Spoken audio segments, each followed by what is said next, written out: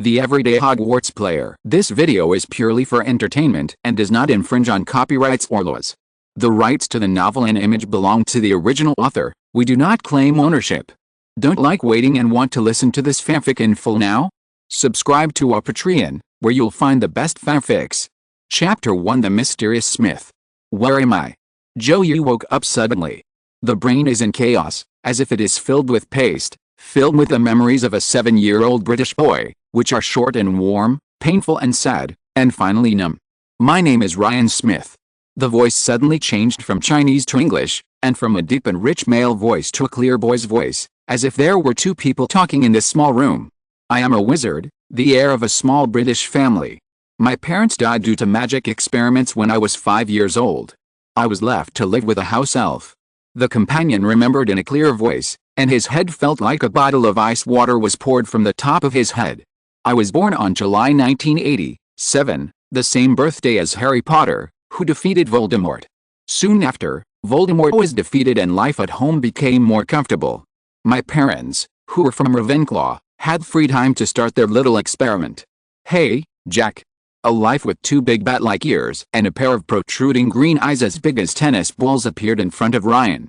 Master Ryan, if you need anything, I'll ask for your service. Give me a cup of black tea and light a candle. I want to sit for a while. Ryan rubbed his temples after sorting out a memory. A strange feeling filled my mind. Under this feeling, Ryan could even see his own soul, shining like a bright moon, surrounded by some diamond-like debris, which were slowly being pulled in and integrated into the moon. And his thoughts, accompanied by an invisible tentacle, touched this planet. Then it popped out suddenly, and a glowing blue panel appeared in front of him. Ryan looked at the house elf Jack and found that only he could see it. In the upper right corner is a full-length portrait of Ryan Smith. If you click on it with your mind, you can see it more closely. The boy is not 7 centimeters tall like a 149-year-old boy, with short black hair, silver eyes, fair skin, and a hint of baby fat. Under the status bar, there is a series of numbers: race, wizard strength, 5, normal human limit is 10, constitution, 20, normal limit is 10, special mutant mental strength, 10, normal human limit is 10, skill, thinking LV, 1, 3%. The sudden discovery of his skills caught Ryan's attention. After noticing the skill column, I suddenly understood the origin of the skill. As long as I do something wholeheartedly, the skill will be generated, and there is no upper limit for breakthroughs. After roughly understanding the principles of the panel, I turned my attention to the columns of strength, constitution, and special variant mental power. It's so uncomfortable to watch. Isn't the original book called Magic? Ryan struggled in his heart. Unexpectedly, the panel also changed the special mutant mental power into magic power according to his wishes. In a blink of an eye, it was already dawn. I looked up at the sun and said to myself, 4 more years, Hogwarts, wait for me, here I come. Smith, a common British surname, originally meant a person who made things with metal materials. It has always been an important profession in history, and in the magic world, it is a rare family that is proficient in alchemy. This surname has a magical power, and every Smith is the most inconspicuous person in the crowd. In a room made of silver-white metal, the walls are covered with wonderful magic words. Directly opposite the entrance is the portrait of an old man who looks kind. Starting from the old man, there is a dense golden family tree. The earliest one is that the old man can even dating back to the Middle Ages. At the very bottom was a solitary name, Ryan Smith. A closer look at this name shows that it is composed of Ouroboros, which are constantly swallowing their own tails. Ryan slowly flipped through a book called Smith's Minutes. It is filled with the inventions, production methods, materials, etc. of each ancestor. A pure metal wand made of mithril mixed with hundreds of magical creatures, an invisibility cloak that is not invisible but consistent with the surrounding environment, and a wisdom hood that cools the scalp. The greatest invention among them is this hut, which can be carried around by the contemporary owner of the house and is an alchemy room that only Smith can enter. The magic text on its inner wall is the ultimate embodiment of Smith's inherited magic. It was the invention of that old man, William Smith.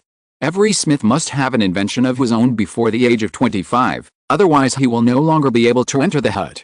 The predecessors' parents never started their own experiments due to economic reasons, and Death Eater cholera blamed for the death of Ryan's parents. Metal wands, also known as guns, are another name in the wizarding world. It has been 3 days since Ryan came into this world. Race, wizard strength. 7. Normal human limit is 10. Constitution. 21. The limit for ordinary people is 10. Magic power. 10. Normal human limit is 10. Skills. Thinking LV. 2. 5%. Body transformation LV 2. 70%. Alchemy LV 1. 0.1%. This is the result of 3 days. In addition to studying his own identity information, Ryan also insisted on getting up early every morning to read and exercise. Level 2 thinking has made Ryan's mind agile and his memory greatly enhanced. He can even slowly recall some memories from his previous life that he thought he had long forgotten. The LV2 body transformation has allowed Ryan's body to develop in a more perfect and healthy direction. After all, according to what Ryan slowly recalled about Harry Potter, whether it is the movie version or the novel version, positioning is still more important. If you hide quickly enough, even Avada Kedavra will not be able to catch up with you. As for the importance of physical fitness, just like in the original book, Professor McGonagall was considered a powerful wizard. In the Fifth Order of the Phoenix, he was hit by 4 or 5 coma spells. Because of his thinness and old age, he has almost lost his life. But Hagrid, with his strong physique and giant bloodline, was hit by a spell. Nothing happened at all, but he stood out from the siege. Based on the past issues of the Daily Prophet that Jack has sent over the past few days, it can be roughly determined that he has not traveled through fan fiction. But it is also a pity that Snape, who can suppress demons at every turn, talks about the brains of trolls, and steals souls. Think about it, Dumbledore, who put Veritaserum in his drinks and snacks, can no longer be seen. Ryan said to himself. Voldemort's Horcrux is relatively easy to deal with. Ravenclaw's diadem is in the room of requirement at Hogwarts. It can be destroyed by known fire and basilisk fangs. The diary can be directly controlled by Ginny in the 2nd grade. To get it, you have to wait for Sirius to rehabilitate you, or go to Black's house to get Slytherin's pendant. The remaining 4 are more troublesome. Hufflepuff's cup is in Lestrange's vault, and the resurrection stone is also the ring is in Gaunt's old house, surrounded by magic planted by Voldemort, and Nagini has always been by Voldemort's side, so Harry Potter can just kill her if he can't. In fact, the easiest thing is to write an anonymous letter directly to Dumbledore. Just be careful when picking up the Horcrux, the resurrection stone, and don't be tempted to wear it. The rest, except for Harry Potter and Nagini, are quick. I guess he can do it in a day. Although Smith Castle blocked Voldemort's 3 invasions, under the magical magic, Smith, who is known for his secretiveness, is still almost unknown to the pure-blood family and the public. Ryan, who possesses such wonderful magical powers, does not have to worry about being exposed when writing to Dumbledore. Even if he is exposed, it is actually a big deal because Dumbledore's character moral is still relatively high. But Dumbledore has done all of this, so why would I travel through time myself? Besides, this is the real world, so I'd better be safe and let Ryan try it himself first. The diary is the easiest, so I can tell him if it doesn't work. Chapter 2 Completed Experiment. In the Smith family Chamber of Secrets, each magical creature that makes up a member represents that person's magical nature. This is the invention of Franz Smith, the son of the ancestor William Smith. It records the status of each Smith family member and can detect the magical essence of each Smith.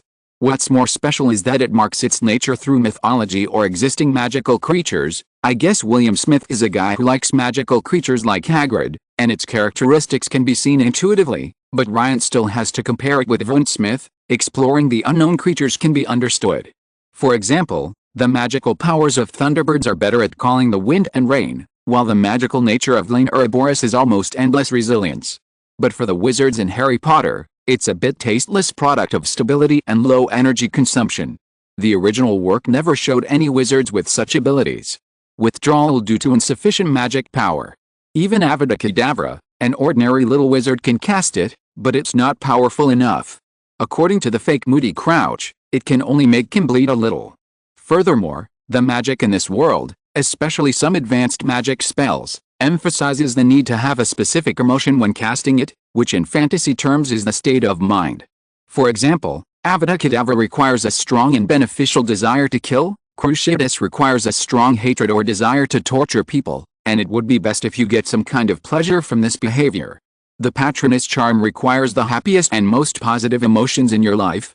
All in all, Ryan's magical nature only means that his resilience is stronger, and he is more suitable for some ancient magic that has been eliminated with high energy consumption and high power. The magical nature of Ryan's father, George William, is closer to that of gunpowder, and he can easily manipulate flames to create explosions, which is close to Seamus, who in the original work can explode even if he uses Leviosa or the floating spell. His invention of the metal wand made the most of its magical properties, thereby releasing powerful and beneficial magic bullets. The inventions in the Smith family are all very useful, especially the mithril wand, which uses the blood of all common magical creatures and can adapt to anyone and increase the power of spells invention. Take the invention of Lane's father, George Smith, which was just one step away from being completed. Ryan consulted the manuscripts of his father and mother, and found out that they were gifted. Ryan's alchemy foundation was very broad and solid. With a control and transformation of material properties, coupled with a mathematics foundation in high school and his previous life, he quickly found the point of error. The only mistake was in the math.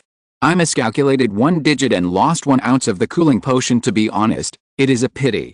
The alchemy hut is a magical item that can guarantee the wizard's safety to the greatest extent.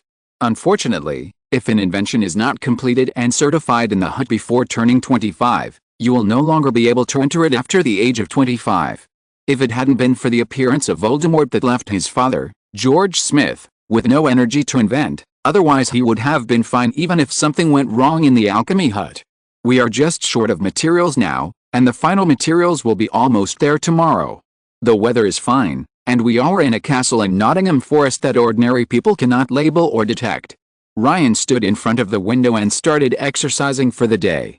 1, 2, 3, 4. 2, 2, 3, 4. Second section of chest expansion exercise.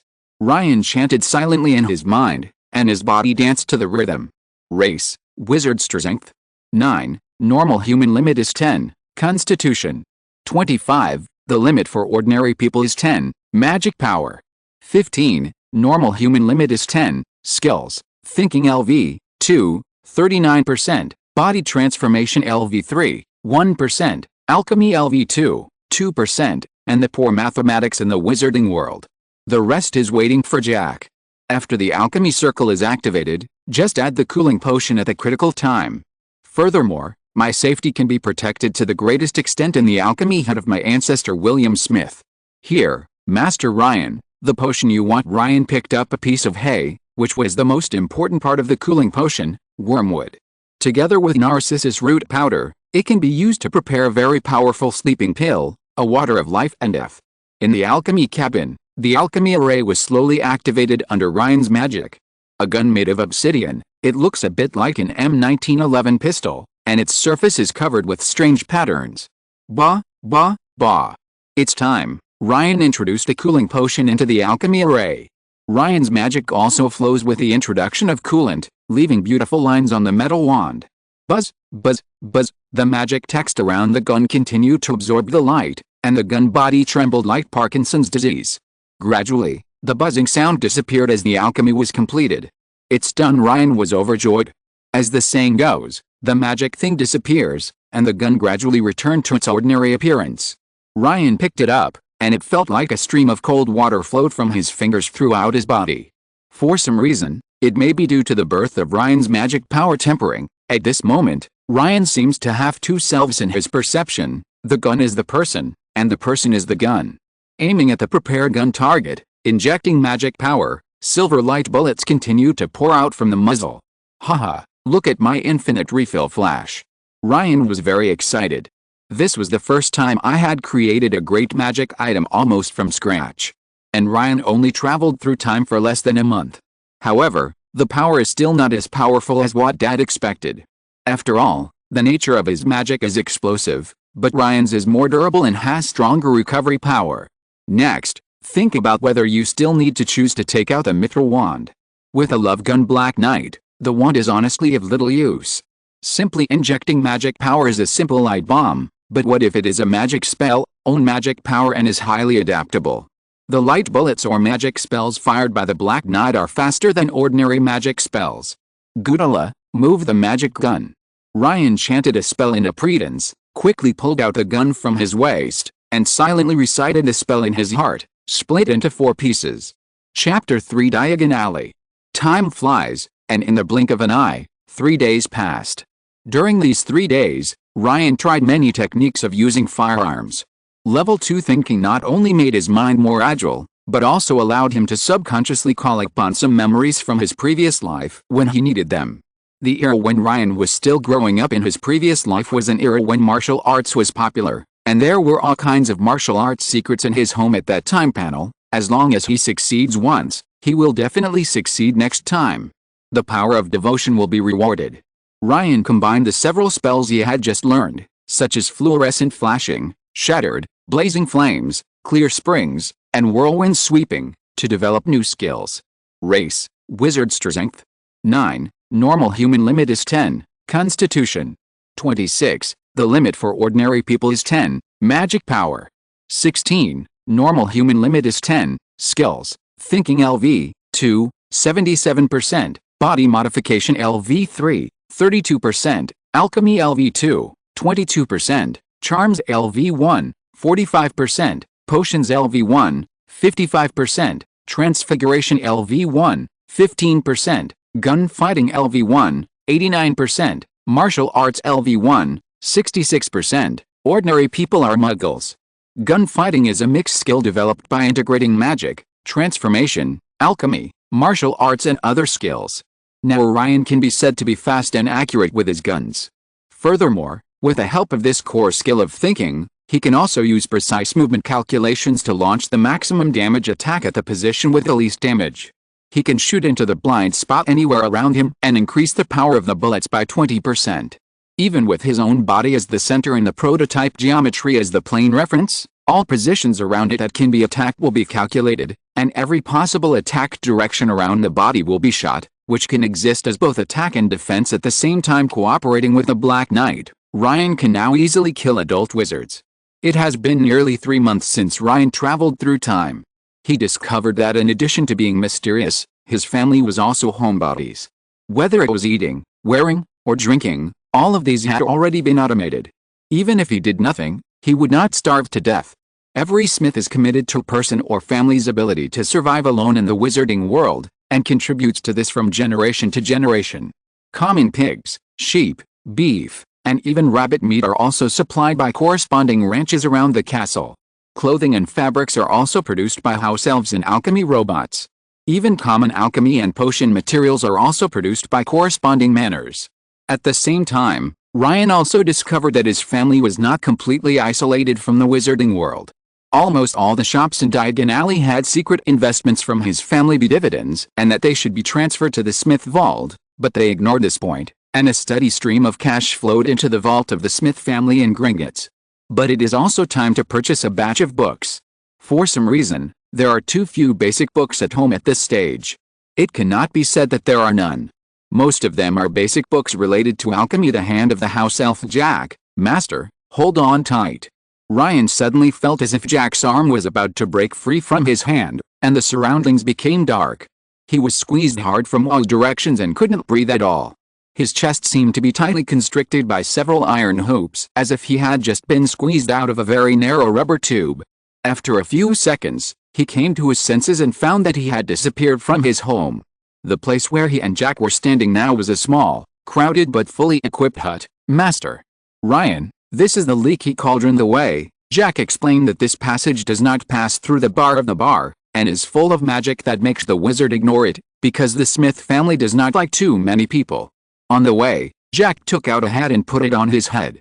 Then the whole elf swelled and twitched, turning into a tall and handsome middle-aged man, who was the father of the original George Smith. So your grandfather invented this hat so that he could spend time on greater causes. Ryan couldn't help but complain. Smith was really a genius, no wonder he had so many inventions.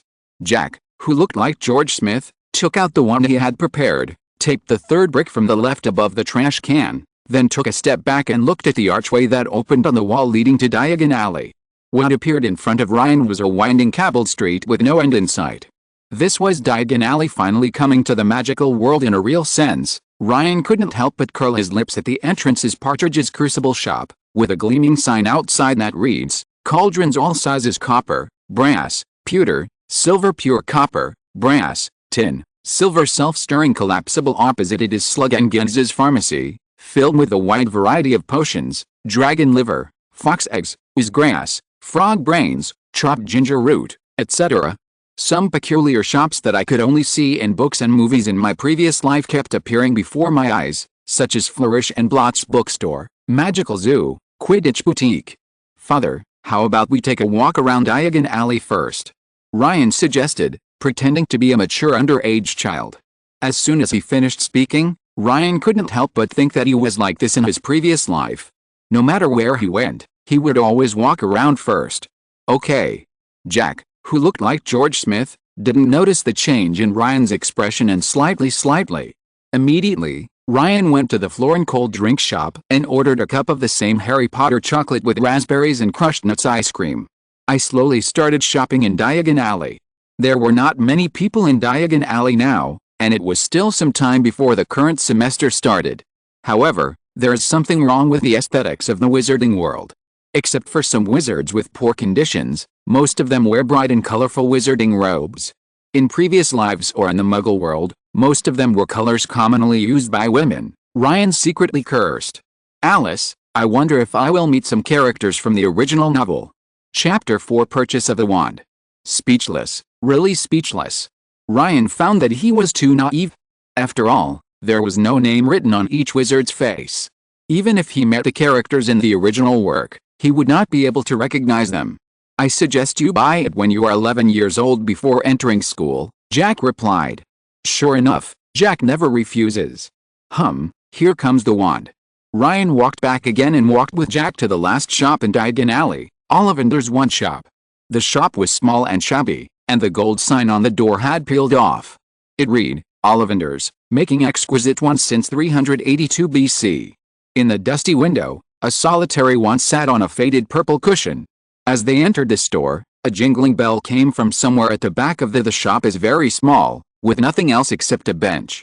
Jack sat on the bench and waited, while Ryan recalled the original description. As if he had arrived at a strictly managed library, it seemed to make people feel that there was hidden mysterious magic. Potter felt. As Ryan had guessed, in addition to the nature of magic, every wizard also has his own strengths, such as Twinks's Metamorphmagus, who can naturally change his own appearance with ease. As for Harry Potter, it can be seen from the original description that he is very good at magical combat. Although he is short-sighted, his perception is super strong. In the 3rd grade, he used some physical patron uses that even skilled wizards cannot use. Good afternoon, a soft voice said, starting Ryan. Suddenly there was a loud clicking sound, and an old man stood in front of them. His big, light-colored eyes were like 2 shining moons in the dim shop. Old man is very bad. I'm afraid he doesn't like to suddenly scare people. He must have come out a long time ago. He just kept silent. The original Harry was even Hagrid was shocked. Oh, yes, said the old man. Fickle oil wand, and in fact we met only last week, Mr. Ollivander walked up to Ryan and looked at him carefully. Your mother is different. She likes acacia wood. It's 11 inches long, flexible, and more picky. It's hard to find the right wizard. It only shows its strength to the most talented people. I said your mother likes it in relief. This old man talks a lot and has a good memory. Is it true that every little wizard whose parents are wizards will be talked about when he comes? Click your parents' wand. George Smith. What a pleasure to see you again. Ash wood, 6 inches long, right? Yes, Ollivander, why do you always mention my wand every time we meet? Jack said. We just communicated about the price of acacia wood last week. You also know that I need a lot of wood here, and I am also considered an old customer of yours. Smith has been cooperating with our family since 382 AD. Now, do you want this price? Mr. Ollivander said, suddenly becoming Philistine. As far as I know, the stock of acacia wood that you need is not large, and the owners of acacia wood wands are usually careful wizards. Furthermore, there are relatively few wizards who possess this high-quality trait, and not all wizards are as careful as my wife. Jack answered pretentiously, which was completely different from usual. Ryan almost thought that the original body's father had not died yet. Okay, let's not talk about this first. Mr. Elaine, come on. Let me take a look. He took out a long tape measure with silver scales from his pocket. Which arm do you use your wand with? I'm right-handed, Ryan said. Raise your arm. Okay. Floor, knee to armpit, and finally the circumference of the head. As he measured, he said, each Ollivander wand has super magical substances, which is its essence, Mr. Smith. We use unicorn hair, phoenix tail feathers and dragon nerves. Each Ollivander wand is unique, because no two unicorns, dragons or phoenixes are exactly the same. Of course, if you use a wand that should belong to another wizard, you will never get such a good effect. This service is really good, and the advertising slogans are remembered so accurately, without changing the lines, Ryan complained in his heart. Next, Ollivander himself went to the shelves, busy selecting some long boxes to move down, while the tape measure operated automatically. Okay, he said, and the tape measure fell to the floor and rolled up into a ball. Well, Mr. Lane, try this one. Made of hawthorn wood and dragon heartstrings. It's 7 inches long. It's nice and pliable. Give it a try. Ryan took the wand, and as soon as he waved it, Ollivander immediately took the wand away from him. Alderwood, phoenix feather, 8 inches long, not easy to bend, try it. Ryan was about to try, but before he could lift it, the wand was taken away by Ollivander again. No, try this one. It's made of applewood and unicorn hair. It's 8.5 inches long and very stretchy. Come on, try this one. Ryan tried one after another and was secretly excited. He was indeed the protagonist, trying so many. The ones that had been tried were piled higher and higher on the bench. Ollivander also looked very happy for this picky customer. A picky customer, huh? It doesn't matter, I think you can always find the most ideal, perfect, and most suitable one for you here. Let me think about it. Oh, if you have it, how can you not? Extraordinary combination, Hollywood, phoenix feathers, 11 inches long. Nice and pliable. Ryan quickly took the wand, which was Harry Potter's. But Ollivander quickly grabbed the wand again. No, try this, Aspen, a rare unicorn heartstring that can be used as a wand material. Come on, try this. A rare material. Ryan took the wand again, and then his fingertips felt slightly warm. He raised the wand high above his head, and swung it downwards with a swish. Through the dusty air, he saw only a white light, and the head of the wand was like fireworks. There was a constant crackling sound. Jack clapped his hands and cheered, and Ollivander shouted, "Oh, great! Oh, really, great! Oh, it's amazing, it's amazing!" He put Ryan's wand into the box, wrapped it in brown paper, and kept saying, "Wonderful, wonderful." "I'm sorry," said Ryan, "what is it about you that makes you wonder, Mr.?" Ollivander stared at Ryan with pale, colorless eyes. Aspen is a white, fine-grained wood. It is treasured by all wandmakers because of its sleek, ivory-like appearance and its ability to perform excellent spells. Those who are suitable for aspen wands are usually skilled or destined duelists, because aspen wands are particularly suitable for the use of combat magic, but this is not the magical thing about it. Its core is the heartstring of a unicorn. You must know that except for the naturally shed hair of the unicorn, the materials in other parts are cursed unless it is voluntarily sacrificed. Makoto, 20 galleons. Ollivander continued. So expensive. Ryan couldn't help but be speechless. Don't buy it in advance, you can use the discount, which is 9 gold galleons. Turtle, doesn't it mean that this wand is 2 galleons more expensive than Harry Potter's after discount? That's awesome, Ryan said inwardly. Then Ryan asked Jack to pay and spent an additional 3 galleons to buy a wand cover and maintenance set. Chapter 5 Summary of the Curse. It had been a while since he left Ollivander's, but Ryan still couldn't stop groping for his wand. The white poplar wand was covered with strange patterns, and together with a short and sturdy black knight in his arms, it was a perfect match, one black and one white. "Let's call you White Knight," Ryan said silently in his heart. The frustration of not being able to feel the traces of magic power fluctuations was washed away by the joy of getting the wand. "Father, it's a bit late. It's time to go shopping for books and go to Flourish and Blott's bookstore." "Aren't you going to go shopping anymore?" Jack asked with concern. After putting on the magic hat, Jack's tone was almost the same as that of his father George Smith in his memory. Ryan couldn't help but feel a little absent-minded. "No," Ryan replied decisively. "The sky has turned yellow at this time, and there are far fewer people in Diagon Alley. The little witches who come to purchase, the wild wizards, and the noisy dwarfs are all walking towards in a hurry or leisurely manner. The Leaky Cauldron. Ryan and Jack also arrived at Flourish and Blott's bookstore at this time. Spellbooks as large as floor tiles and embossed with gold are displayed in bookstore windows. Entering the bookstore manager hurriedly came forward. "Is it from Hogwarts?" he asked unexpectedly. "Are you here to buy new books?" "I'm sorry, it happens not to be. Here is the book list. Here are the books I need. Give me a set of them. We will send someone to get them tomorrow." The manager took the book list, looked at it carefully, and couldn't help but get excited. Magic, a Thousand Miracle Herbs and Mushrooms, Dark Forces, A Guide to Self-Defense, A History of Magic, Quidditch, Flying with the Artillery Team, Broomstick Care Manual, Walking with Ghouls, Holiday with a Dominatrix, Magical Me, Wandering with Mountain Monsters, Traveling with a Vampire, Wandering with Werewolves, A Year with the Tibetan Snowman, Put a Spell on Your Cheese, The Magic of Baking Bread, Conjure a Feast. Pull through the fog and see the future, important magical events of the 20th century. The Great Wizard of the 20th Century. The Major Discoveries of Modern Magic. A History of Modern Magic. List of famous contemporary magicians. A Study on the Development of Modern Witchcraft. The Adventures of Martin Miggs, the Mad Muggle, and Foul or Monster. Powerful Potion. How to Prefects Gain Power. The Invisible Book of Invisibility. Forgotten Ancient Magic and Spells. Omen of Death. What do you do when you know the worst is coming? A Guide to Medieval Witchcraft. Do we need a set of these?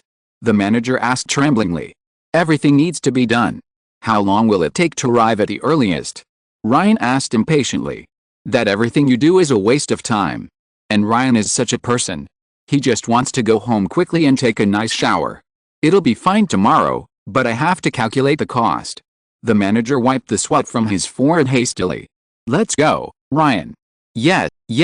Ryan nodded and said, wanting to get it done quickly and go home early. So, after returning to the Leaky Cauldron and quickly walking upstairs, with a crisp crackling sound, Ryan returned to the castle in Nottingham Forest the next day. Around 10 o'clock, Jack had already settled the payment and put all the books into a small bag, while the bookstore owner looked at him in a usual manner. Meanwhile, Ryan is working on his magic in the practice room. Wingardium Leviosa. Ryan muttered silently in his mind, waving his wand at the same time. Finally, the feather rose from the table and floated 4 feet above Ryan's head. Silent casting is trouble, and it finally succeeded. Once. Since purchasing new books and wands, Ryan has also discovered the inconvenience of the Black Knight. The successful casting of common modern magic spells mainly depends on 3 parts. First, recite the magic spell according to specific requirements. For example, the spell floating requires Wingardium Leviosa. The word plus must be long and clear. If you pronounce it wrong, you will look like Birufio. The wizard, who said the F instead of an S, found himself lying on the floor with a bison on his chest. Second, the wand must be waved according to specific requirements, and the levitating spell requires waving it while chanting the spell. The casting requirements of most magic. In addition to some advanced spells, such as Avada Kedavra, which requires a strong and definite desire to kill, the Patronus spell requires strong positive emotions. Item. This is actually the development path of modern magic. As magic progressed, spells became shorter and specific ways of waving the wand were added. This also reduces the requirements for spell casting, improves stability, and at the same time reduces the magic power consumption, and the casting will be successful. At most, the power is insufficient, and there will be no incidents such as a spell draining magic power or even vitality. You have this spare time, you might as well use a sword. Otherwise you would have been hacked to death by other wizards. But modern magic has changed everything, making it safe, fast and efficient. When you know enough about a spell and are proficient in it, you can ignore the first 2 requirements in turn. Casting spells with a Black Knight is a bit strange, as waving and aiming with a wand fits the stereotype of a wand. And when a gun was waved a few times before shooting, Ryan felt a little ashamed for some reason. Although Ryan could recite the Gudura magic gun with an expressionless expression at the same time. Oh, for my hard work, I will try my best to update most common spells to the step of silent casting, especially gestures, and try to omit them as much as possible. Otherwise, the Black Knight will only be covered in dust, or only the dead can see me. Use him to cast spells. Ryan thought to himself. It has actually been roughly 3 days since Ryan came back from Diagon Alley. During these 3 days, Ryan mainly studied standard spells, elementary, beginner's guide to transfiguration, and curse and countercurse. In my spare time, I also watched the adventures of Mad Muggle Martin Miggs and Holiday with a Dominatrix. The Adventures of Crazy Muggle Martin Miggs is a comic book that was Ron's favorite when he was in 2nd grade. There are several volumes. Its first issue was published in the 1960s. It tells the story of Martin Miggs, a French Muggle wearing a beret and a striped shirt, who accidentally breaks into the wizarding world. It is very interesting, especially from an ordinary person's point of view. It's just that wizards see the jokes of Muggles, while Ryan, an ordinary person in his previous life, sees the jokes of wizards attractive. After reading it, it turns out that Lockhart has 2 skills, the plot has ups and downs, and some boring facts are interspersed in it, which is not boring at all, and the dominatrix is really really evil. Ryan no longer plans to go out, and plans to study magic at home until he enters school. The following is Ryan's latest information. Race, wizard strength. 10. Normal human limit is 10. Constitution. 27. The limit for ordinary people is 10. Magic power. 18. Normal human limit is 10. Skills. Thinking LV. 2. 91%. Body transformation LV 3. 35%. Alchemy LV 2. 26%. Charms LV 1. 89%. Potions LV 1. 55%. Transfiguration LV 1. 43%. Gunfighting LV 1. 92%. Martial arts LV 1. 86%. Chapter 6 Exploring the House Elf. It was another sunny day. I completed the unbeatable new version of radio gymnastics, and ate the house elf version of potato stew and beef rice bowl made by Ryan's dictation. After drinking some black tea and swimming in the ocean of memory as usual, I suddenly recalled the description of the 2nd floor of Blake's old house. There were a row of wrinkled heads on the wall next to the stairs. All of them were old and immobile, and had been mutilated. The head of a beheaded house elf. Something is wrong. Sirius has so many house elves in his home, but in the end only Creature is left. However, according to the original book, house elves also have parents. Winky said in the original book that she has been taking care of the Crouch family since she was born. Before her, it was her mother and her grandmother. Isn't Jack the only elf in our family? Jack, Ryan called. Master Ryan. Jack suddenly appeared. Elf in our family. Master Ryan, our family has always served the Smith family, but we elves are proud to keep everything in order without appearing in front of the master, but at the same time, only one elf will always appear in front of the master, the others are left to work in the kitchen and other places. I wonder if you've heard of Creature, Master. Are you talking about the Black family's Creature? He is an unqualified elf. I heard from my friends that he feels dizzy all day long and his house is a mess. Okay, I have a general understanding. I've eaten. You can clean up. I'm going to take a nap. After a long communication with Jack, Ryan discovered that the elves also have their own little society, just like Winky. The Crouch and Malfoy families are 2 unrelated families, but Winky knows Dobby, knows his character, knows that he longs for freedom and is ashamed of it.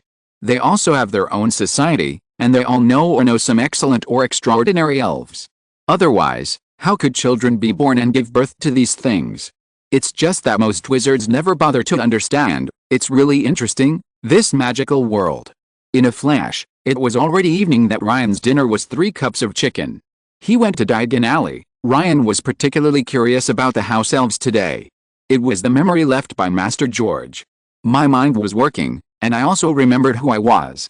I only woke up after taking off the magic hat. Jack, do you have a child? Yes, his name is Claude. He is still an immature elf and has been helping in the kitchen. Ryan had already satisfied his curiosity today and asked Jack to send Percy's favorite book, How Prefects Obtain Power, from the original book. He looked at the political struggle in the wizarding world with a critical eye and kept sighing. That's it. After staying up late at night, after washing up, Ryan fell asleep. In the dream, he was constantly ridiculed in the wand shop because he couldn't sense magic like the protagonist floated in the air, surrounding Ryan and constantly speaking dirty words. Ing's skill had increased again. Creatures like in the game. 1 month has passed, so, an hour after taking a nap every day, Ryan added an unshakable behavior or habit, which was observation. Every day, he sent Jack to deliver different substances or lives to touch, observe from different angles, and summarize. Finally, Lane's panel changed. Race, wizard strength. 13, normal human limit is 10, constitution. 28, the limit for ordinary people is 10, magic power. 20, normal human limit is 10, skills, thinking LV. 3, 11%, body transformation LV3, 54%, alchemy LV2, 44%, charms LV2, 19%, potions LV2, 2%, transfiguration LV2, 53%, gunfighting LV2, 2%, martial arts LV2, 6%, detection LV1, 2%, Jack, just stay where you are and don't resist for a while. Ryan stared at the summoned Jack, his little face tightened. A transparent blue border appeared on Ryan's retina. On the upper right is a full-length portrait of Jack. Smooth and hairless, with big bat-like ears, tennis ball-sized eyes, and a black deacon's uniform. Above is Jack's data, race, house elf strength. 6, normal human limit is 10, constitution. 22, the limit for ordinary people is 10, magic power. 33, normal human limit is 10, skills, cleaning LV5, 56%, apparition LV4, 33%, mana control LV3, 65%, planting LV2, 32%, cooking level 5, 33%. What dazzling data, except for strength and physique, the others are far superior to Ryan's current ones. It is really powerful. The elf army in the 7th part played a huge role in the Hogwarts defense station, just like Creature, who could even appear to the place where Voldemort hid the Horcrux, although it was also because Voldemort looked down on elves from the bottom of his heart. It seems that he is going to break his promise again. Ryan decided to find an ice cream shop on a British street, eat while brushing up his skills, to see who can escape his eyes in the future. Ho-ha, Harry Potter, why are you fighting with me? 12 Little Newport St. Chinatown, WC2H7JJ, next to Chinatown, a dessert shop with authentic Cantonese flavor. Ryan chose this place after visiting many places. It is not too sweet and does not have all kinds of messy pigments, but these cannot cover up Ryan's mood at the moment. In the book The Magic of Names, Ryan learned that names actually contain magic. Ryan, who inherited the surname Smith, should be as difficult to detect by ordinary people as his ancestors. But Ryan didn't expect that after traveling through time, he seemed to have stimulated the wonderful magic in this body. His handsome face made Ryan like a luminous body in the crowd, shining slowly. Alice, his dream of being alone was shattered. Ryan had a bad face, but there were still all kinds of big sisters and weird aunties coming over to chat with her. In other words, the more Ryan looked like this, the more excited they became. Seeing this, the shopkeeper on the side specially exempted Lane from ordering, attracting so many female customers to Lane. Along with the female customers came scattered male customers. Sure enough, just like a bar where there are many high-quality female customers, male customers also eat. As people came and went, Ryan discovered that most ordinary people's physical fitness was below 10, and they had no magic power. Ryan suddenly remembered his panel's initial evaluation of magic power, a special variant of mental power. Ryan thought, looking at the constantly refreshed proficiency of the investigation skills in his mind, Ryan suddenly felt that these hardships were nothing. Chapter 7 Penelope. Little brother, is this delicious? It's obviously not sweet. A blonde girl in her teens with a pretty face approached the conversation. Hey, the boss is still here, why don't you complain directly here? Ryan secretly complained, don't you think the current ice cream is too sweet? And if you want to maintain a good figure, ice cream with less sugar is also good choice. Seeing that he couldn't get rid of it, Ryan replied angrily. After Ryan answered the blonde beauty who approached him angrily, Ryan suddenly noticed something. This little girl is incredible. These are traces of magic. Let me, grandson, take a look. Race, wizard strength. 6, normal human limit is 10, constitution. 19, the limit for ordinary people is 10, magic power. 15, normal human limit is 10, skills, charms LV1, 9%, potions LV1, 5%, transfiguration LV1, 3%, herbology LV1, 1%, astronomy LV1, 2%, dark magic defense LV1, 1%, some common skills such as reading and cooking are omitted. This value is stronger than when Ryan traveled through the world. However, the magic power of wizards in this world mainly depends on age, and you should look at yourself more deeply. She is older than Ryan, which is normal. It is expected that he is weaker than Ryan. Except for giant hybrids, no one in the magic world can match Ryan's strength. This is not a pursuit of wizards. Maybe some rare schools will be involved. However, looking at the physique, it is estimated that the wizard's physique is higher than that of normal humans. Physique is more reflected in magical resistance and vitality, but his weaknesses are the same as those of normal humans. He will die if there is a problem with his heart or brain. Unlike Ryan, who has a system where physical resistance, magic resistance, vitality, etc. are fully developed. Agility and speed mainly depend on the combination of strength and physique. At the same time, the girl's face turned slightly red. How long do you want to watch? Ryan couldn't help but blush. He was not someone who was willing to suffer verbal losses. He bit back and asked, "Are you a student of Hogwarts?"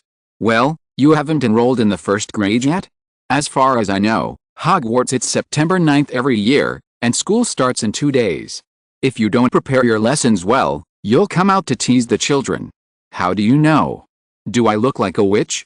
Do you have a magical family? I mean, do you have a wizard in your family?" "Well, I'm sorry I haven't introduced myself yet. My name is Penelo Crevet. You call me Penino would be fine," Penelo said curiously, a girl with long curly hair. He didn't expect that she was a blonde girl, not bad looking, and indeed worthy of being a Ravenclaw. "Start previewing now, homework done. I saw you in Diagon Alley," Lane intended, and then changed the subject. "My name is Lane Smith. I come from a wizarding family. I'm a little curious spells at home, just for practice, and they all worked," Penelo said sheepishly, in typical Hermione terms. Next, Ryan brought a topic to Diagon Alley, filling in the last hole in the lie, and made an appointment to meet here in the next 2 days to discuss magic. When Ryan got home, he couldn't help but think that he didn't expect that he, a homebody, could be so good at chatting. But it's a bit strange.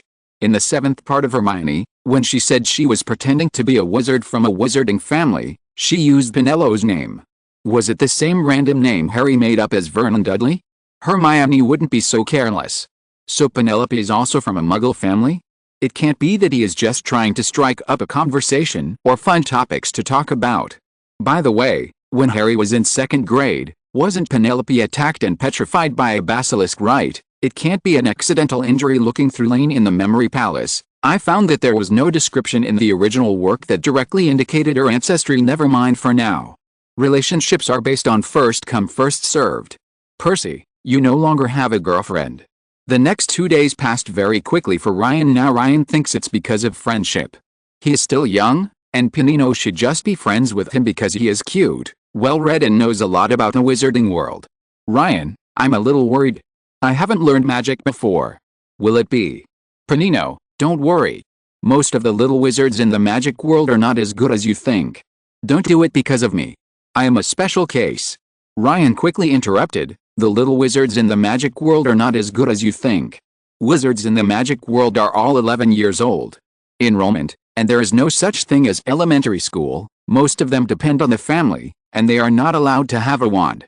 Unlike Muggles, who have complete teaching, mathematics and Chinese are only started to be exposed to things after a period of time after the school starts. Most of them write a complete article is difficult." "Okay, I understand. I read a section in Hogwarts, a school history, that Hogwarts is divided into Gryffindor, Hufflepuff, Ravenclaw and Slytherin. What kind of branch is it based on?" Penelo blushed slightly. "Look at the personality. The Gryffindor school emblem is a lion, which represents a brave and fearless little wizard. However, most Gryffindor students are more reckless and impulsive, causing trouble every day. Hard-working little wizards, but in fact, it welcomes little wizards of all personalities and accepts everyone. Gossip usually spreads from Hufflepuffs. They are closest to the kitchen and are most comfortable in the common room. The school emblem of Ravenclaw is an eagle. They want smart and intelligent young wizards. They are very picky. I dare say you would be a good fit, Penino. But on the other hand, it is in 3 houses, which 3, except Slytherin?" He throwed and interrupted in a pretentious manner, "Back to the point, it behaves a bit unsociable to the outside world, and the relationships within the academy are rather tidy and cold. Most of the students like to read books by themselves.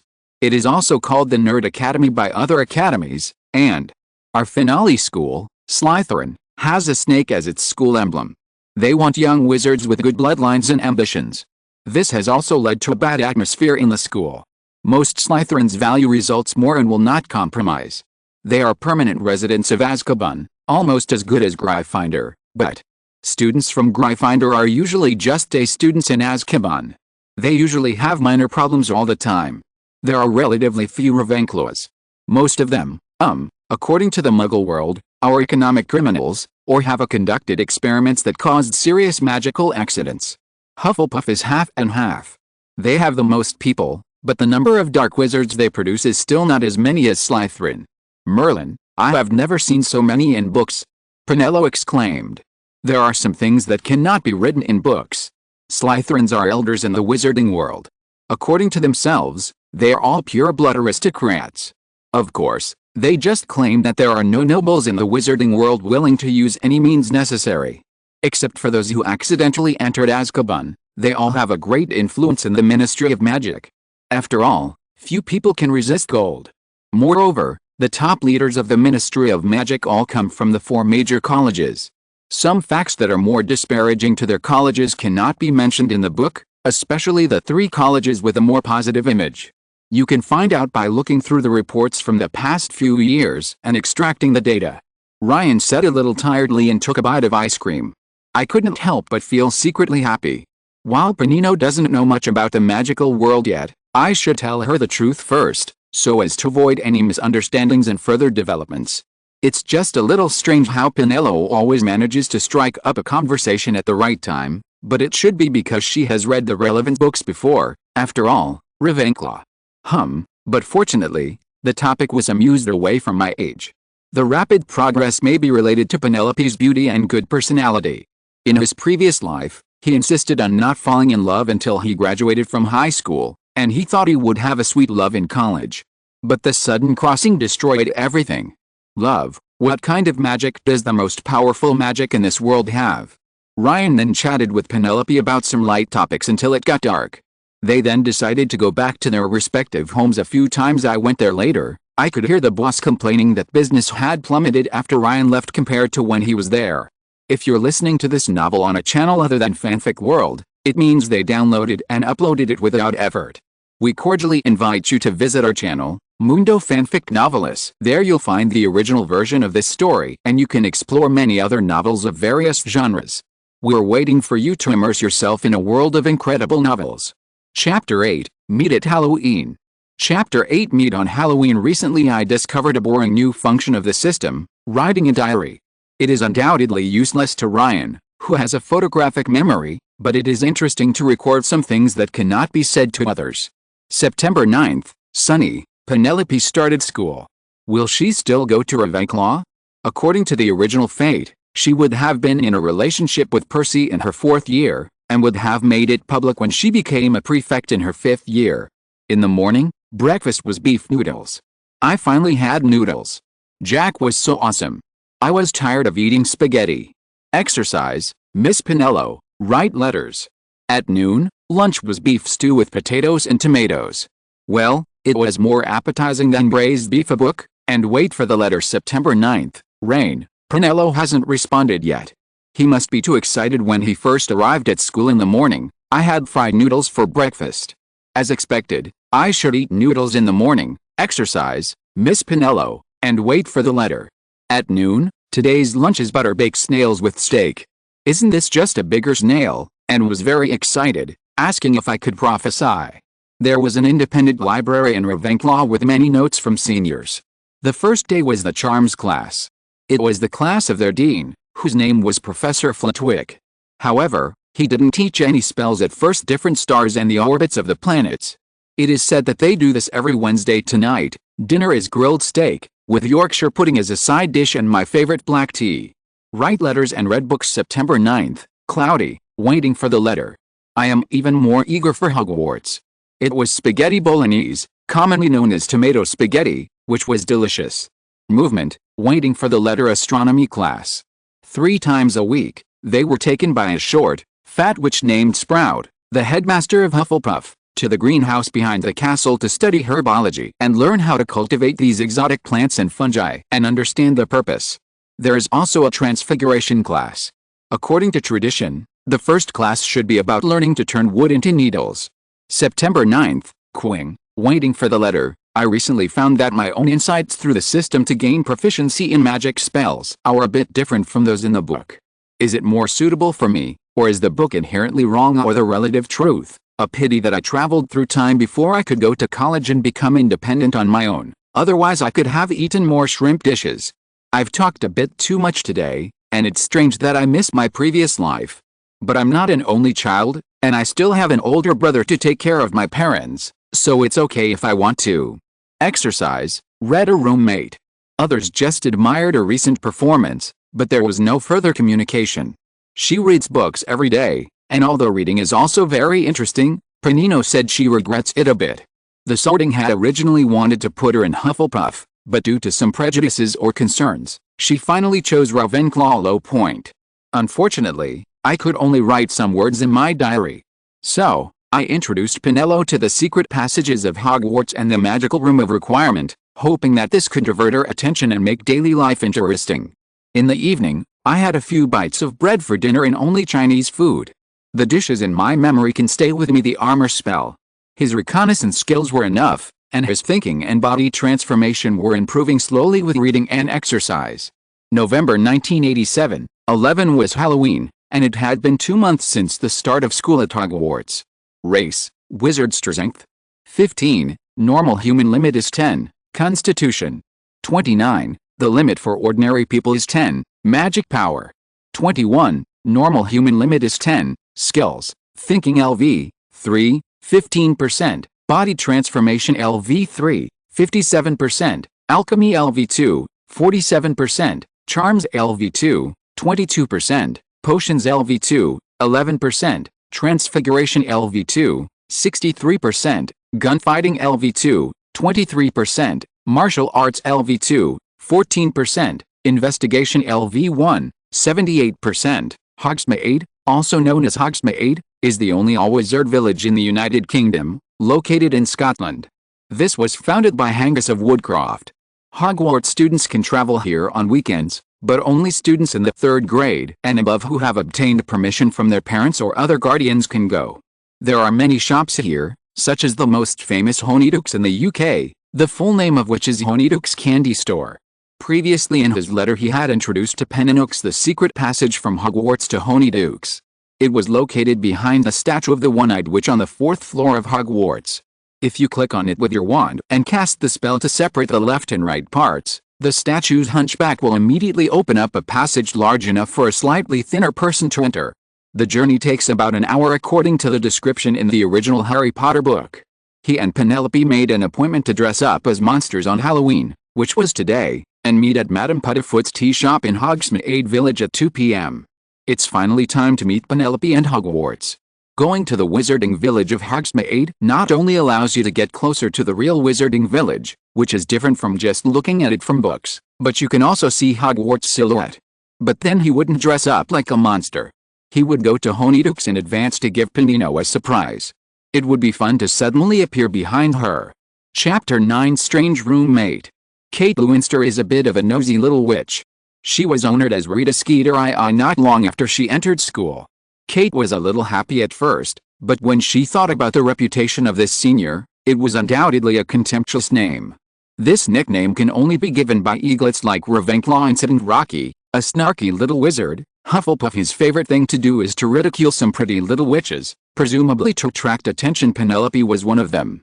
Kate was a little disappointed at the time, wondering why she was not the one who came to the door. However, when she looked at her hide and baby face, everything became clear. Later, in order to help Penelope, Kate relied on her natural stealth talent to take a photo of Rocky's black underwear, spread it widely, and cleverly took it off. After Rocky found out, he burst into tears in the hall and was called the crying boy by. Kate's behavior was discovered by some eaglets, so the name Rita Skeeter spread among Ravenclaws. Kate recently discovered something strange. Her roommate, Penelope, a mixed-race little witch, gets letters every day, and every time she receives a letter, she will show a strange smile bebitten as long as he is not himself. And Kate discovered that the frequency of Penelope's letters had increased from 1 letter a day to 2 letters a day. Halloween was coming soon recently, and Kate discovered that Penelope's schedule had also changed. During her spare time, she did not go to the library. Instead, she sneaked to the 4th floor alone, and then she mysteriously disappeared. No one was seen in the afternoon. As a responsible little witch, Kate worried that Penelope had been possessed by a strange magic or had read some book. It was like anyone who had read the book, The Wizard's Sonnets, would be haunted for a lifetime. They can only speak in 5-line limericks. An old wizard from Bath has a book you'll never put down once you read it. You bury your face in a book wherever you go, and Kate is worried that Penelope might just have read the book that made him write crazy letters, or that caused the little wizard to mysteriously disappear. I must be worried about her, not for any other reason. Kate hypnotized herself. It was the morning of November 11th. Today was Halloween. There was only one potions class in the morning, and Kate was glad that she was not a Gryffindor wizard. In addition, since she was taking classes with Hufflepuffs, Professor Snape's firepower was mostly concentrated on the Hufflepuff wizards. He would only say a venomous word or two to the Ravenclaw wizards occasionally. Furthermore, some studious Ravenclaw wizards found that the operations in Professor Snape's venomous tongue seemed to be simpler than some operations in the books. The other little wizards had already changed into their Halloween costumes, but none of the first-year Ravenclaw and Hufflepuff wizards dared to change. When they got out of class was over, one or two of them ran back to the academy to rest. In the bedroom, I went to change my clothes. Kate dressed up as a werewolf, while Penelope wore makeup as a vampire, the most common and popular costume, and also wore a half-mask. There were no other classes today, so Kate found Penelope going to the abandoned classroom on the 4th floor again. Kate dressed up very vividly this time, and even Penelope couldn't recognize her. Kate didn't tell Penelope about her Halloween costume in advance. So she followed Penelope in a swagger, so Penelope didn't notice her box had been in this abandoned classroom for several days, and Penelope had long been used to it, but she just didn't notice it before. From Kate's perspective, Penelope walked behind the statue of the one-eyed witch, took out the wand, said left, and then there was no more movement. Hunchback immediately opened up, large enough for a slightly thin person to enter. Kate quickly looked back and forth in the corridor, took a few deep breaths to cheer herself up, and then crawled headfirst into the hole and moved forward in the hole. After Kate entered the passage, the road was slippery like a stone slide. Kate resisted the urge to scream and slid for quite a long distance before she touched the cold and wet land. Kate stood up and looked around, seeing darkness all around. Kate was glad that she was studious and had already mastered a few small magic spells. Then she raised her wand and muttered, "Louis Fors." Then she saw herself in a very narrow and low passage. Kate pointed the light of the wand at herself and found that there was no dust on her body. There must be strange magic in the previous passage hour. The passage stretched upward. Kate wanted to give up several times, but when she thought it was coming, she gasped and sped up. 10 minutes later, she reached the foot of a broken stone staircase that stretched to the top where he could not see it. Kate was careful not to make any noise so as not to be spotted by Penelope in front, and then started to climb up. Level 100, level 200. In order to avoid boredom, she counted while climbing, but then counting her messed up.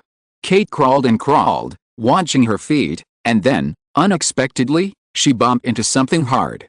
It's not like she climbed too fast, but Penelope's ass isn't that hard, Kate was thinking wildly at this time. Kate was embarrassed to find that it was all just her imagination. It seemed like a floor door. Kate stood there, stroking her sore head, and listening. She couldn't hear anything from above, so she slowly opened the floor door and peeked out. She was in a cellar, surrounded by wooden chairs and wood, and Kate climbed out of the landing door and closed it gently. The door blended so seamlessly with the dusty floor that it was hard to tell there was such a door on the floor. Kate slowly climbed toward the wooden stairs leading upstairs. Now she was sure that she heard various voices, not to mention the sound of bells ringing and doors opening and closing.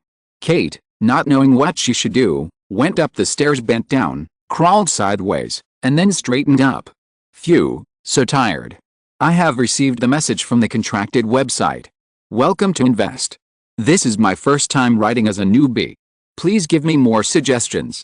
As long as it is reasonable and does not affect the follow-up, I will really make changes. Please vote as much as possible. I don't quite understand the mechanism of Gideon, but the more votes the better. Chapter 10, The Secret Leaked. Next time, Honeydukes were packed with Hogwarts students, so no one gave Kate a second glance. Plus it was Halloween, so dressed up as various monsters and monsters. Kate walked among them, looking around for Penelope. A tub of sizzling bees, floating in the air of sherbet drinks, And along another wall are various candies with special effects, Bubble Super Bubble Gum, which fills the entire room with bubbles the color of bluebell flowers that won't pop for days. Bizarre shards of fluffy tooth mints, tiny black pepper urchins, blow fire out of your nose for your friends, Ice Mouse, hear your teeth chattering and squeaking. Buttermints shaped like toads, literally jump in your stomach, crunchy sugar quills and popping bonbons. Yes, this is Hogsmeade, a wizarding village that can only be visited by third graders. This legendary's the Honeydukes. Kate forgot for a moment that she was here to track and find Pinello, and her mouth watered. But sometimes, the less you want to look for something, it suddenly appears in front of you. Half of his face revealed with a look he had never seen before. Opposite him was an eye-catching boy, not only because he was the only one not on drag, but because he was too handsome, and to slight baby fat add to the cuteness. Yes, Pinello turns out to be a lover. Next, switch to Ryan's perspective. It was a bright morning and Ryan got up early. Today's breakfast was chickpeas, fried sausages and eggs, with a glass of hot milk, a simple English breakfast. After spending his spare breakfast time, Ryan started exercising again. 1, 2, 3, 4, 2, 2, 3, 4. This time doesn't count. Let's do it again. Ryan's movements kept changing as he chanted the slogan in his heart. Between the changes, there were lights and shadows like the Milky Way flashing around his body. Ryan's breathing was also full of incomparable charm, sometimes fast, sometimes slow, sometimes clear, sometimes low. I'm afraid that even the creator of this radio gymnastics wouldn't recognize it. It was full of special effects. With a continuous evolution of body modification skills, this gymnastics has long been changed beyond recognition. Ryan's extraordinary talent, it is estimated that even Dumbledore can't do it. After all, this is a skill developed by Ryan in order to overtake in the magical world. Coupled with a Black Knight, there are probably only a handful of people who can survive a round in the hands of Ryan now. After exercising, it's natural to take a shower. Although it was not the first time he took a bath, Ryan couldn't help but be surprised. Ryan was not allowed to enter this bathroom when George Smith was still alive. Although Ryan's bathroom was also very luxurious, it pales in comparison to this one. As soon as you look up at the entrance, you can see a starry sky, filled with all the constellations that modern wizards can see. It is like a dream, and it must be the masterpiece of an ancestor who loves astronomy. Dots of stars cast a warm and soft light into the room. The lawn was fake, and there was a cool and wonderful touch when you stepped on it, like a pair of cold, moist hands massaging the soles of your feet. The middle bath is just next to the rockery. It is like an irregular natural hot spring. There were about 100 inconspicuous holes in the rockery next to the bath, which served as faucets, and a diving board. Opposite the rockery when you enter the bath, set in a gilded frame. The painting showed a sea leaning against some rocks. It was a good time. There happened to be a blonde mermaid, sleeping soundly on the rocks, with her long hair blowing on her face. With every move she made, breathing slightly shaky. Ryan wasn't going to waste too much time this time. After briefly washing up, without waking up the mermaid on the rock, he put on a simple black wizard robe and was ready to set off. Along with a crackling sound, under the leadership of Jack, we finally arrived at the wizard village Hogsmeade. It's still early before the 2 o'clock appointment, it's only about 11 o'clock now. Ryan wants to come here in advance to check out the spots, so that he can make a day's trip later. After sending Jack away, Ryan went to the famous Three Broomsticks first. This was a tavern, but it also had some simple food. Entering the tavern, it was already filled with a festive atmosphere. A plump lady in bright clothes was walking around the store. If nothing else, she is Ron's crush, Ms. Rosmerta. Seeing Ryan walking into the tavern, the weathered Ms. Rosmerta couldn't help but her eyes lit up. What a handsome young man. Happy Halloween, little gentleman, what do you want? A bald middle-aged wizard sitting next to her. Okay, please wait a moment. Ms. Rosmerta replied in another voice. It was not unpleasant and pretty, but compared with the previous one, how should I say, it was a bit scary. The bald middle-aged wizard couldn't help but shrink his neck. Young gentleman, it's Halloween now, and we have Halloween special drinks. Eat. Food? There are sausage rolls, fried pork rinds, and Yorkshire puddings. Perhaps it was the first time that someone came to the pub and paid more attention to the food. Mrs. Rosmerta tried her best to name the dishes, regardless of the fact that the bar was not far away. There is an eye-catching menu. Then sausage rolls and a steak with potato salad. Ryan pretended that he didn't see the menu. After ordering a simple meal, Ryan picked up his only entertainment, Lockhart's Voyage with a Vampire, and chatted with Mrs. Rosmerta from time to time to pass the time. Well, I just realized that Pinello was typed as Panino, so I changed it again. Chapter 11 Strange Werewolf. How can I put it? Mrs. Rosmerta is really a gossipy witch. If she meets the super narcissistic gossip prostitute Rita Skeeter, who still calls herself a charming blonde at the age of 43, it may not be a disaster. The fire on Earth is out of control. During the communication, the professor's stories were vividly told, including the little sparks between Transfiguration Professor McGonagall, Dean of Gryffindor, and Forbidden Forest Warden Hagrid, Dumbledore's peculiar hobby for sweets, etc. Ryan discovered that Mrs. Rosmerta thought Ryan was a young wizard who was studying at Hogwarts. After all, many of her gossips were only understood by those who studied at Hogwarts. During the conversation, many residents of Hogsmeade and some students from Hogwarts came one after another. Ryan was very grateful. If Mrs. Rosmerta hadn't been in front of him, he would have been in the same predicament in the London candy shop again. Unknowingly, I looked at my watch and saw that it was already 1:30. Ryan, who expected to arrive early, politely said goodbye to Mrs. Rosmerta and prepared to wait at Honeydukes in advance to give Pinello a surprise. When we arrived at Honeydukes, it was a huge crowd. Ryan regretted why he didn't dress up as a monster as the letter said, just to tease Pinello. Don't dress up, stand out more. Ryan heard a pudgy little witch ask in a voice that she thought was small and excited, Jasmine, do you know that handsome wizard over there? Which college is he from? I bet 10 gold galleons that this guy is definitely not a Hogwarts student. Mom, I'm in love again. Overly sharp senses can sometimes be troublesome. Ryan can feel all kinds of eager and curious eyes constantly looking at him. To time, a brave little witch or even a little wizard comes forward to say hello, hi. Sorry, I'm waiting for someone now. Ryan tried his best to contain his impatience and responded politely. No, this voice, Pinello. Ryan cheered up. Pinello was dressed like a vampire countess, pretending to be mature, but the baby fat on her face betrayed her, and her sweaty hair stuck tightly to her cheeks. HMPH, who told you to deliberately tease others? Pinello stuck out his boss. Please have 2 glasses of sherbet with ice. Ryan shouted to the boss. The secret passage is so long, you must be exhausted. Next, Ryan kept greeting Pinello, and after the drinks came, he enthusiastically handed them over, hoping to attract Pinello's attention and make him forget the embarrassing scene before. Pinello, do you know that werewolf over there? After hearing Ryan's words, Pinello picked up the mirror and pretended to comb his tongue hair behind him. I saw a short little wizard dressed as a werewolf looking around furtively. Ryan winked and asked Pinello to follow him and walked outside Honeydukes. Next, it returned to Kate's perspective.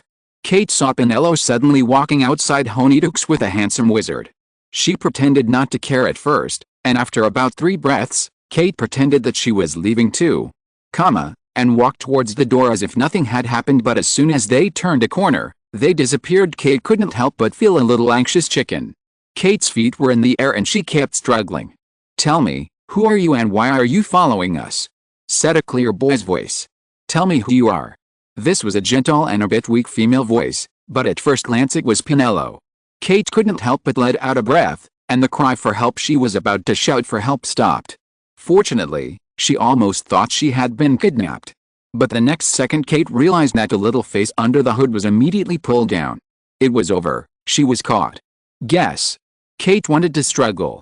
But the next second, the hood was turned off, and it turned out to be a little girl with a pretty baby face and black hair. Kate?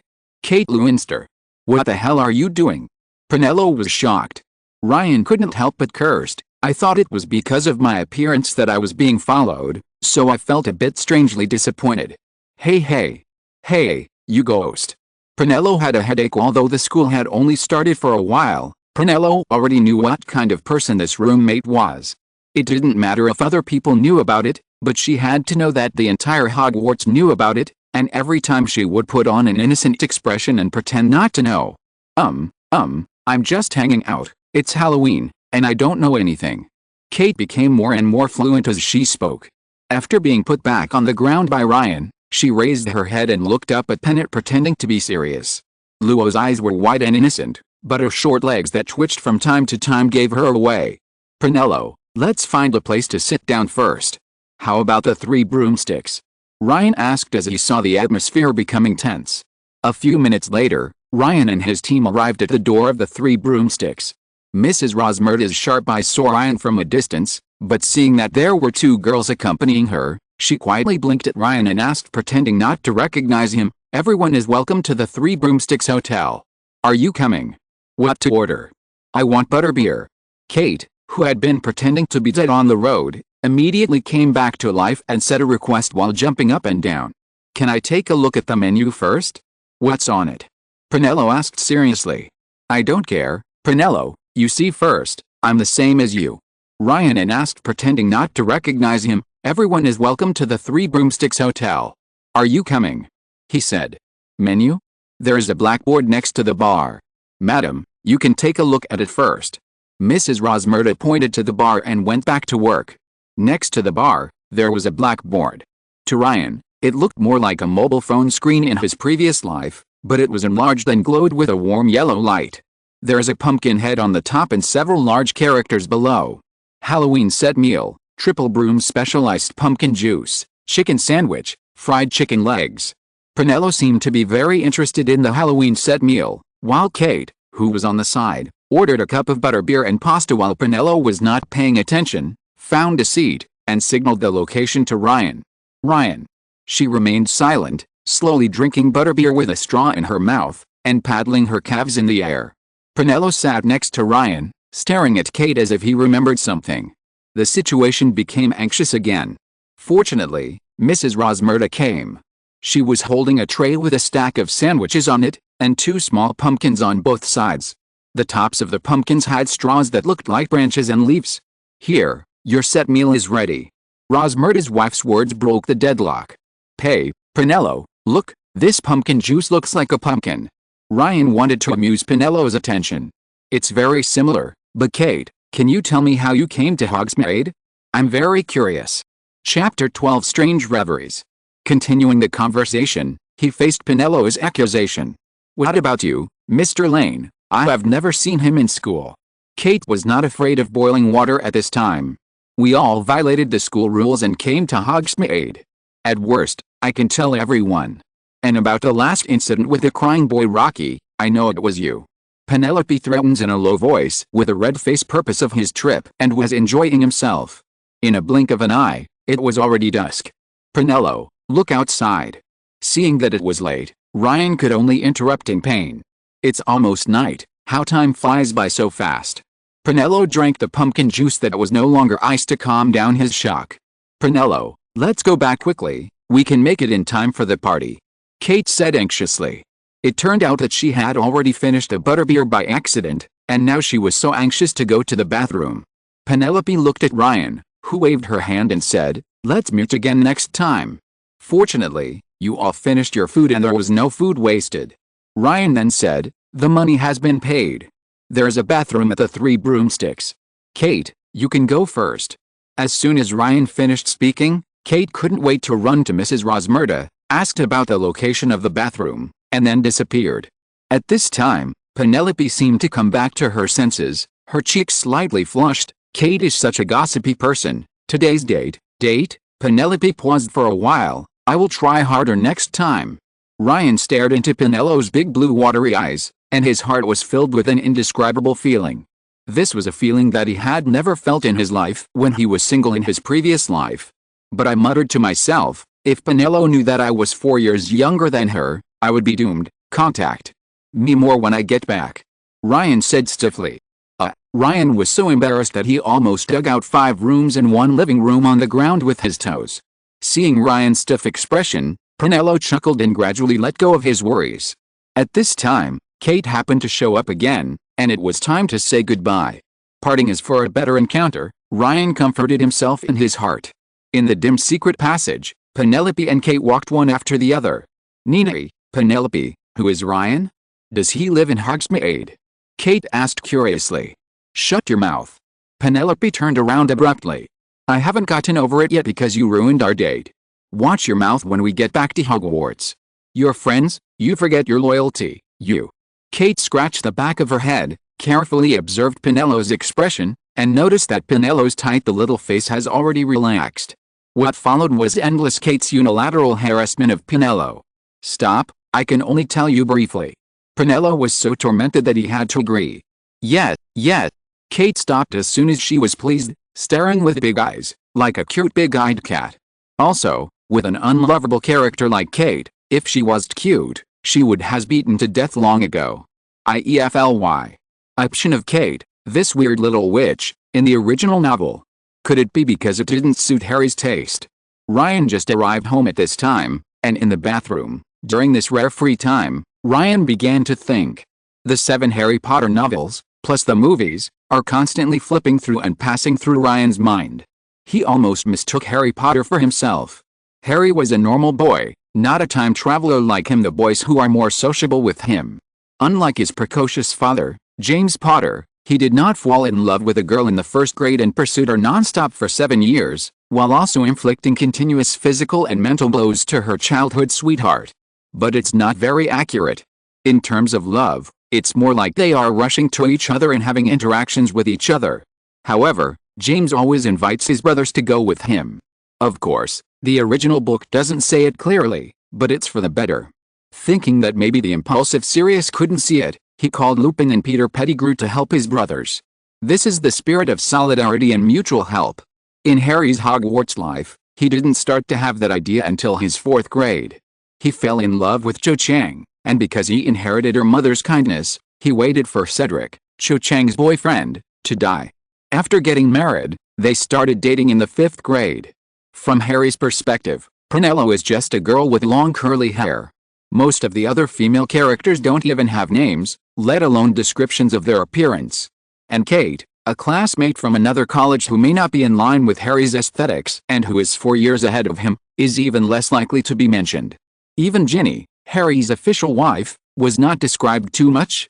The only coloring was because she was Ron's sister. If Ron were a woman, Ginny would probably have nothing to do with him. Although there are direct descriptions of Ron being tall, thin, with a long nose and a freckled face, these are just Harry's impressions of Ron when he first met him. When men become male, freckles are a very common feature among Westerners, and they are even a bonus. Needless to say, everyone understands the long nose. Being tall and thin is a plus. You must know that Ron has a fangirl Lavender Brown who volunteered in the original book. He is not as good looking as the actor in the movie. After all, he is Ginny's brother.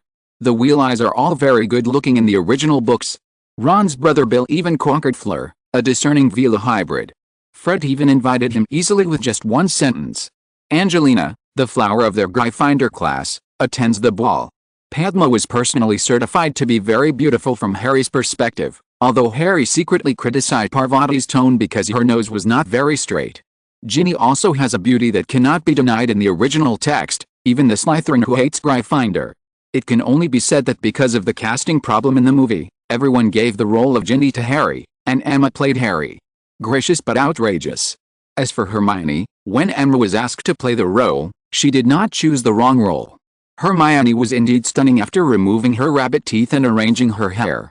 Luna Lovegood, another character in the protagonist group, is a crazy girl. The movie's casting is pretty good, and the original book didn't describe her appearance too much, but her weirdness and magic. God is nagging. As for Pansy, it's really not Ryan who blames her. She is really not beautiful. Just because the movie's casting is in line with Chinese aesthetics, we can't forget the description of her appearance in the original book. Harry bluntly said that she was an ugly Slytherin girl who looked like a poodle. Unknowingly, I had already been bathing for almost 30 minutes. In the magic painting opposite the bathtub, multiple gorgeous mermaids were splashing on the shore, signaling for Ryan to soak for a while longer. Ryan waved his hand to refuse, wiped his body, and prepared to start reading before going to bed at night. The author read the Harry Potter novels, but has not watched the movies in full, so the writing is more inclined to the original novels. However, as far as I know, there is almost no difference between the plot and the characters of the movies and the novels, except that the good-looking characters are not so good, such as Fleur, and the ugly ones are more beautiful. This chapter also specifically mentions this point. Chapter 13 The Divine Edge is shadowless. It has been 3 days since I went to Hogsmeade. On the second day, Kate somehow found out my address, the address Smith specially used to receive letters, and also joined the letter chat group. But this also let me know a lot of gossip, which was not mentioned in the original book. And another thing that made me happy happened. Kate told me that their trip to Hogsmeade was reported, but unexpectedly, Professor Flitwick did not punish him, even though he reported the person. There is no evidence according to Kate's investigation. The person who reported the report was named Percy, and the red-haired person's surname was Weasley. This guy named Percy always pays attention to Pinello, who is very strange. Moreover, after Pinello knew it was Percy, he deliberately punished him. Kate didn't tell him exactly how he did it, but it seemed that she also played a role. This is probably how Percy started talking to Pinello. But now, it was another busy day of reading. Ryan couldn't help but feel a little strange.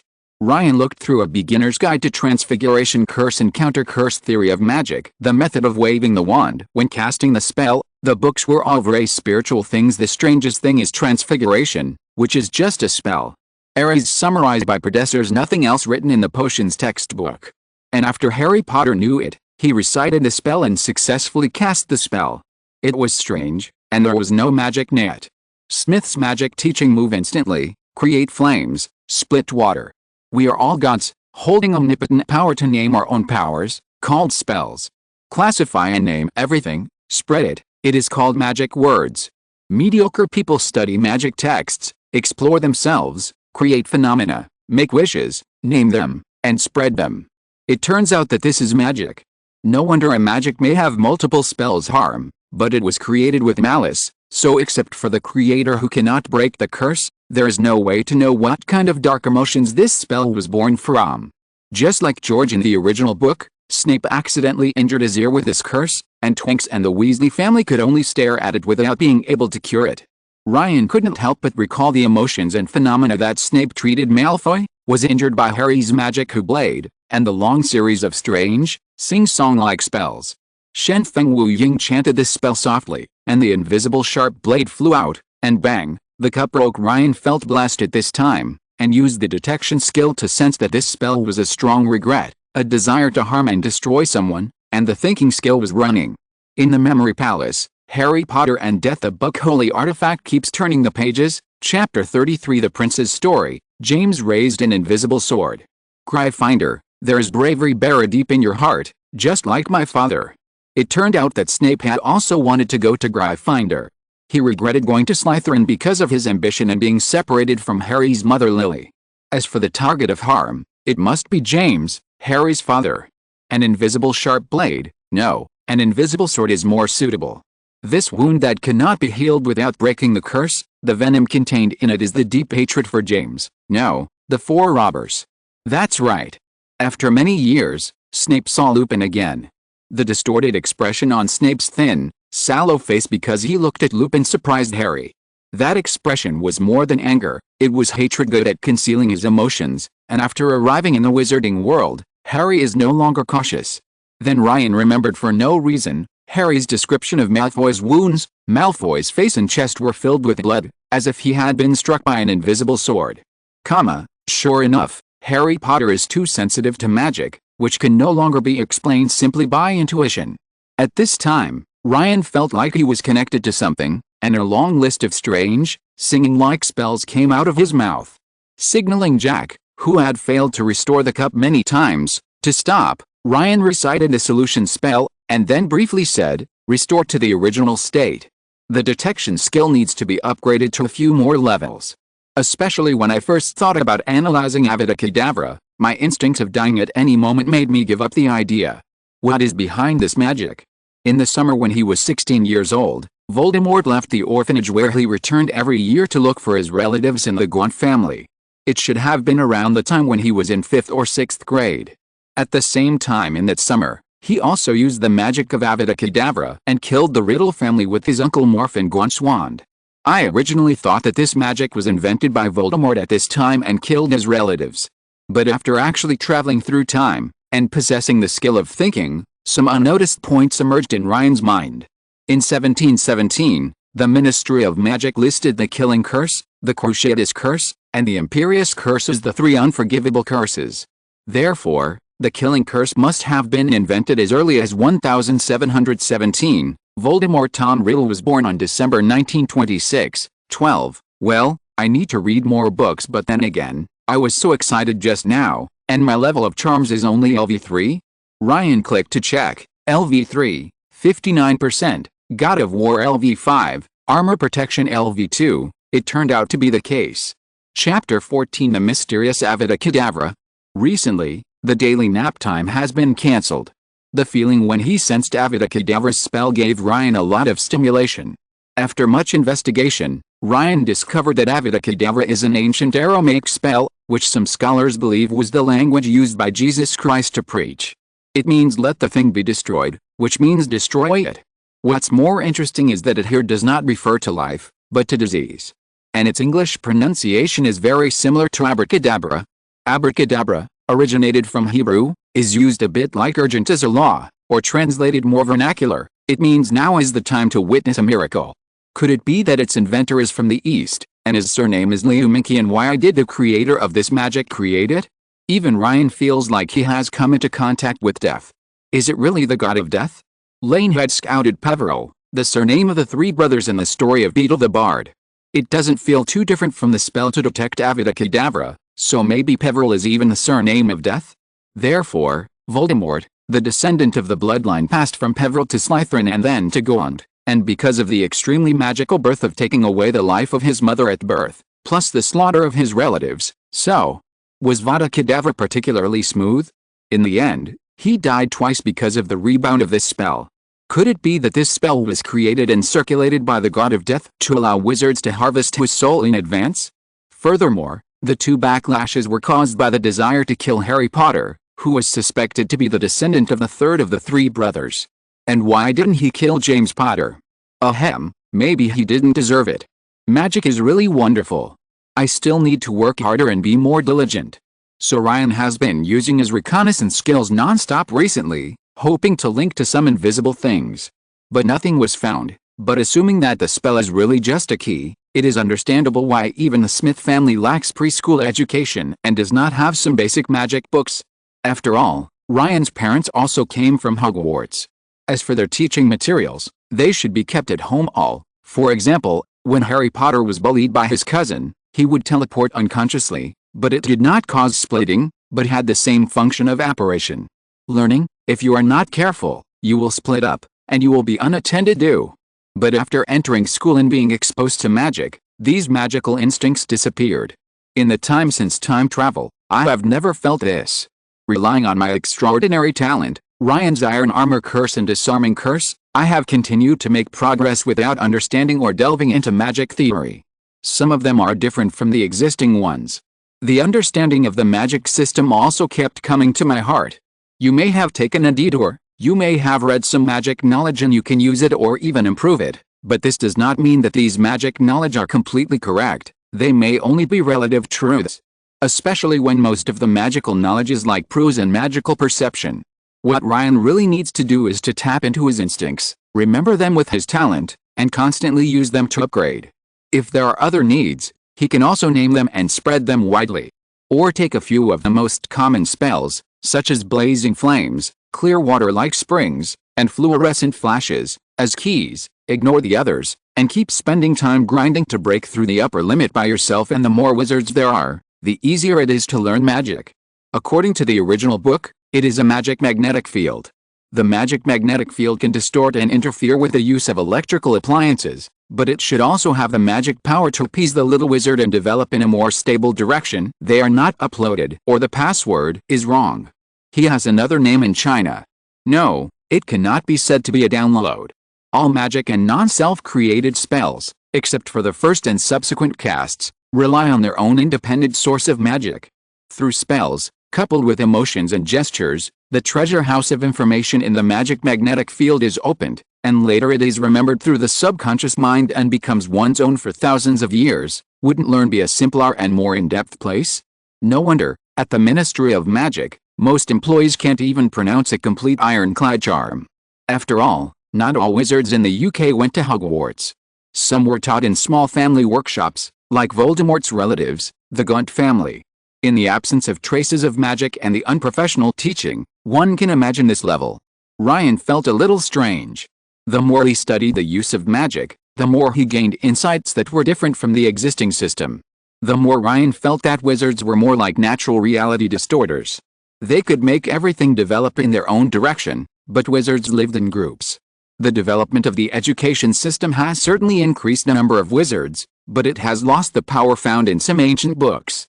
Some weak wizards are afraid of natural disasters and strong destruction, which in turn makes it more difficult to learn these ancient magics called. If the wizards behind want to exert the same great power, they can only name it with a long spell, which is difficult to remember, and it is also easier to cast. Failed or even lost. The expenditure of magic power also needs to be considered. The ability to distort reality is very strong, but it also depends on the expenditure. Modern magic is also based on this. And in a duel, brief modern spells are more powerful. No matter how powerful your magic is or how scary it is, as long as you defeat it before you finish reciting the spell. These ancient magics are probably more like nuclear weapons, and the Ministry of Magic will not let them circulate on the market. However, the longer the spell, the harder it is to cast the spell.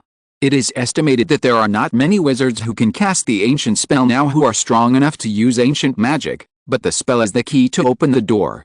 That's fine. The subsequent development depends more on the wizard himself. Why use a hammer when he can use a key? The short spell does not mean that it cannot be developed to greater power. Modern magic is easy to learn and difficult to master, but it does not prevent some talented wizards from continuing to move forward along with it exists. Where is it? Is there really the underworld behind the curtain in the Department of Mysteries? Ryan had an impulse for the first time. I want to do a test and need data. If you're listening to this novel on a channel other than Fanfic World, it means they downloaded and uploaded it without effort. We cordially invite you to visit our channel, Mundo Fanfic Novelis. There you'll find the original version of this story, and you can explore many other novels of various genres. We're waiting for you to immerse yourself in a world of incredible novels. Chapter 15 Strange Conjecture. Whitehall is an avenue in Westminster, London. It is the seat of the British Muggle government and many departments are located here. However, what the Muggles never imagined was that deep beneath Whitehall there was a mysterious institution, the Ministry of Magic. There are 3 normal ways to enter and exit the Ministry of Magic. One is the fireplace that relies on the Flue network. In this 10-story underground building, each floor has a corresponding fireplace to provide employees with commuting to and from getting off work to the replenished version of the door key that is only used by important people from outside. It is not as uncomfortable as the ordinary ones. The effect of using it is like shuddering for the wizards who have used it. It also looks more refined and can be used multiple times, but this also makes the employees of the Ministry of Magic's maintenance department bald. After all, too many functions mean complicated maintenance ministers. Only Fudge often uses it to commute to and from getting off work, although it is mainly used to pick up important people from outside. Recently, Fudge even allowed him to operate directly to the main hall on the 8th floor, on the grounds that the maintenance of the anti-apparition circle was too expensive. The issued pass will fall out of the coin return slot, and the elevator will start and descend to the ground to reach the main hall on the 8th floor.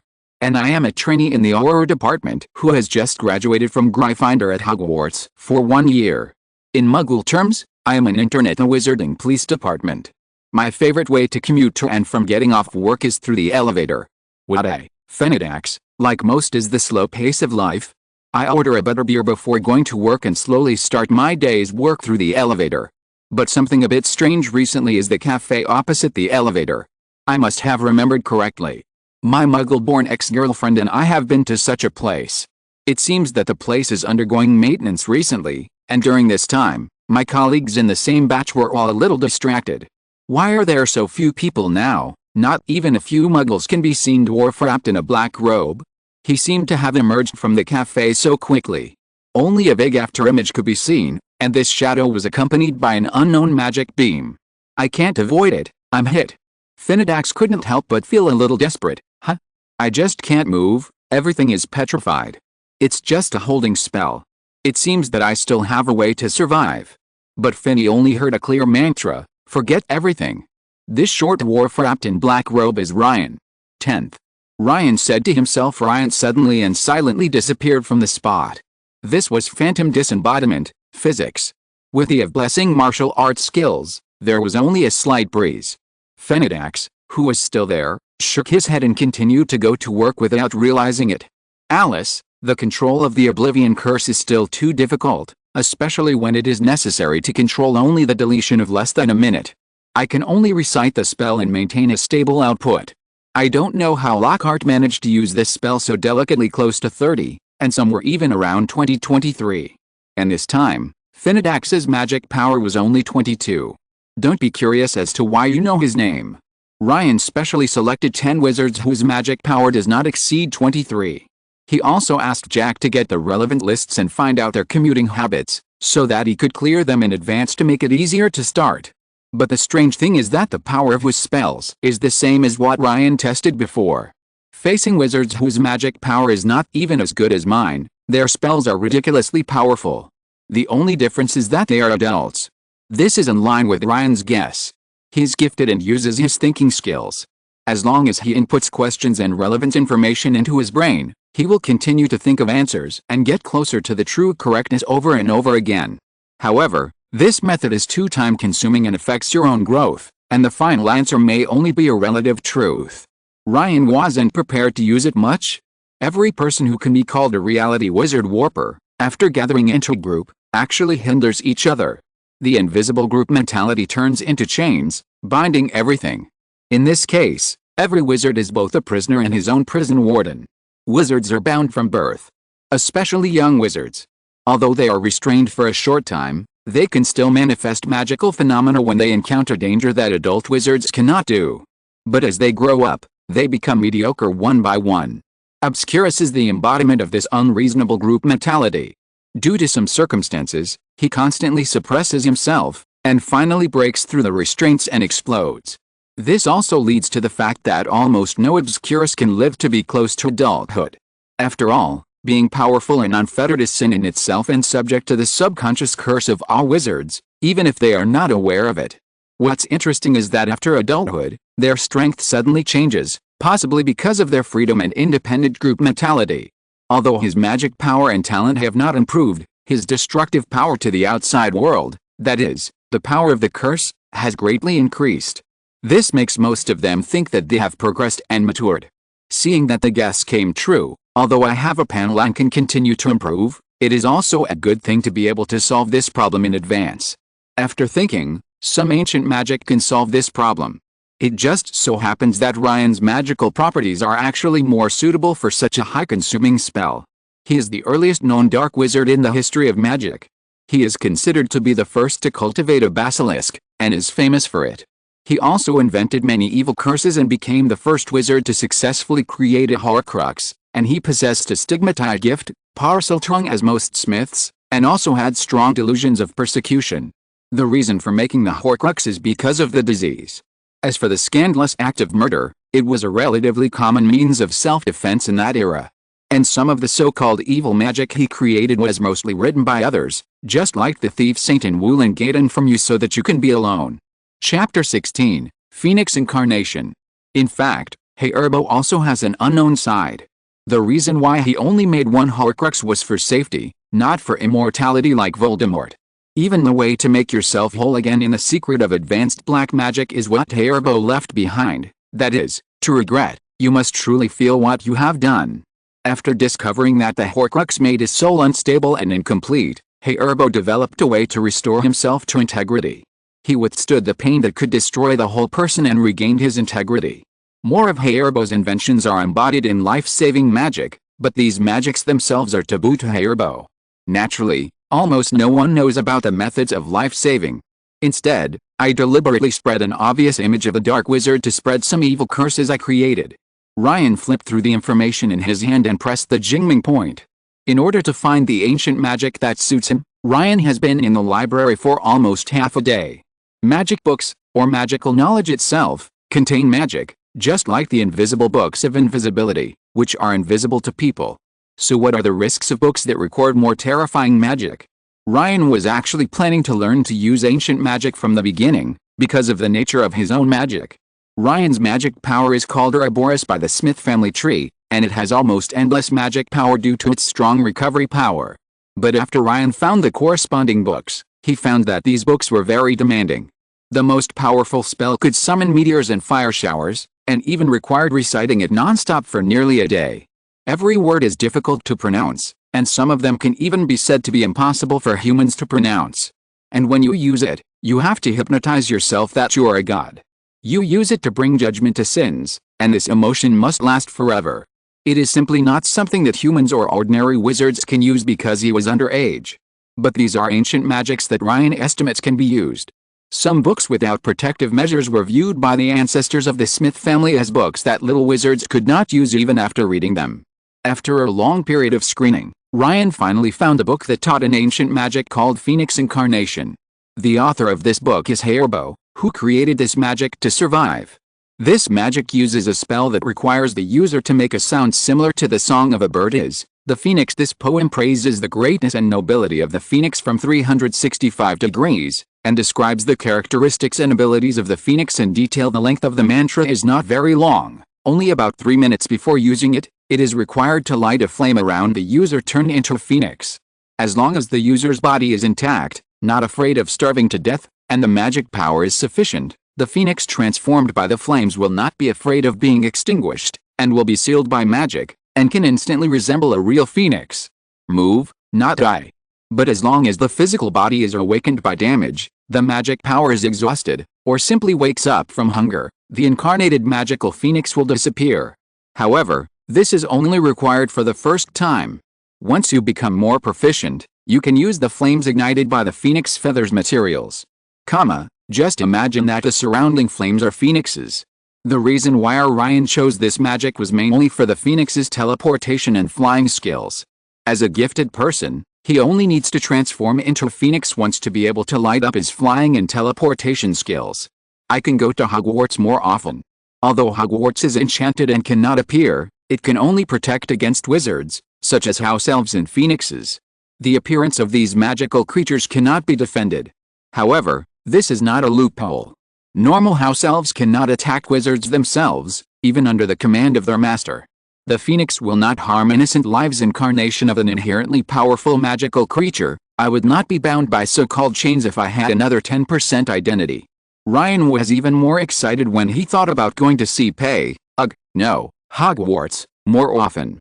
He kept taking notes, training his voice, and looking up the pronunciation of uncommon Chinese characters in the magic pronunciation table, hoping to learn them quickly. As a stay-at-home kid, I must master this magical skill. The star of the moons shine faintly in a very majestic castle. There were 4 gleaming silver stoves, each with fiery red feathers burning and crackling. In the center of the 4 stoves, a young man carved in pink and jade sat on the ground. From time to time, syllables sound like birdsong. This is the 3rd time. If it doesn't succeed this time, we will run out of feathers. Ryan thought as he wiped his sweat. Then he drew the image of the phoenix in his mind with all his heart, and muttered some words. About 3 minutes later, there was a strong wind coming from nowhere, and the 4 piles of flames did not go out, but burned more fiercely. Immediately afterwards, the unburned feathers turned into liquid like ruby, and gathered together on the young man's head with flames, turning into the shape of a phoenix, as if wearing a crown made of fire. Ryan felt a sense of attraction coming from above his head. Boom, boom, boom. The flames danced and the phoenix opened its eyes. A wonderful instinct filled Ryan's heart, spreading his wings and flying high. Joy, joy like never before. Flying, how wonderful. The sky, the restricted area for humans, has now been set foot on by Ryan. Ryan felt extremely happy and relaxed at this time. Along with a loud phoenix cry, Ryan saw his own figure completely outside the system and mirror for the first time into his heart. A tattoo of a phoenix appeared on Ryan's chest, and a new and complete skill appeared on Ryan's panel. Race, wizard strength. 15, normal human limit is 10, constitution. 29, the limit for ordinary people is 10, magic power. 21, normal human limit is 10, skills, thinking LV, 3, 32%, body modification LV 3, 61%, alchemy LV 3, 4%, spells LV 3, 79%, potions LV 2, 4%, transfiguration LV 2, 64%, gunfighting LV 2, 5%, martial arts LV 2, 9%, reconnaissance LV 2, 7%, Phoenix Incarnation LV1, 50%. The first success gave me 50% proficiency, but adding 3 more furnaces really made it easier to get started, and ancient magic was simply not something that could be practiced by humans. But next time you don't have to go through so much trouble. Ryan clicked on the Phoenix Incarnation skill to see the details. Flight LV1, 12%, Teleport LV1, 2%, Nirvana LV1, 0.1%. However, the Phoenix skills such as flying, teleportation and rebirth are actually in the Phoenix Incarnation column.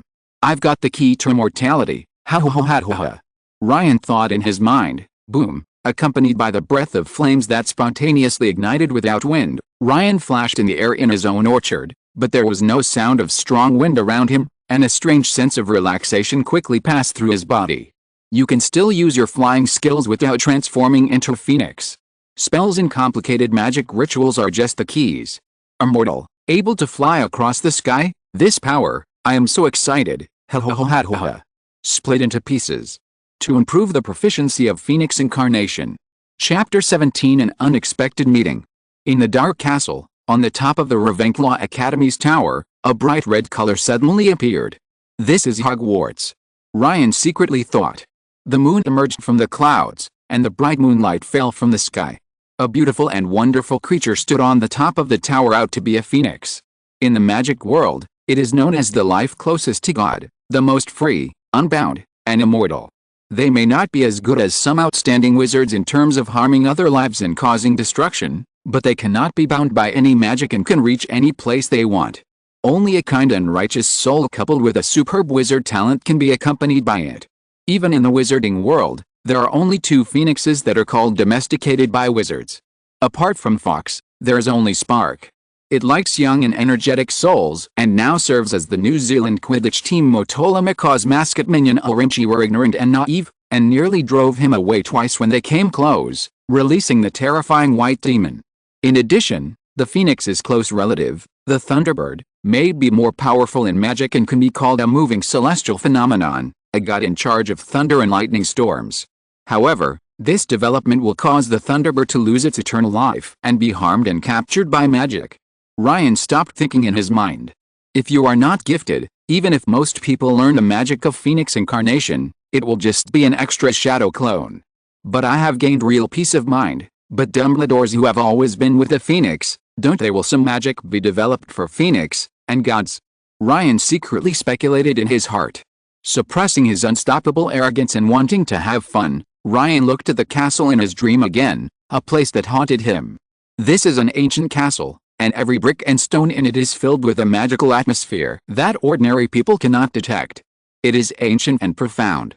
The castle towers are lined with spires, and the windows twinkle under the starry sky, reflecting the eyes of this beautiful creature.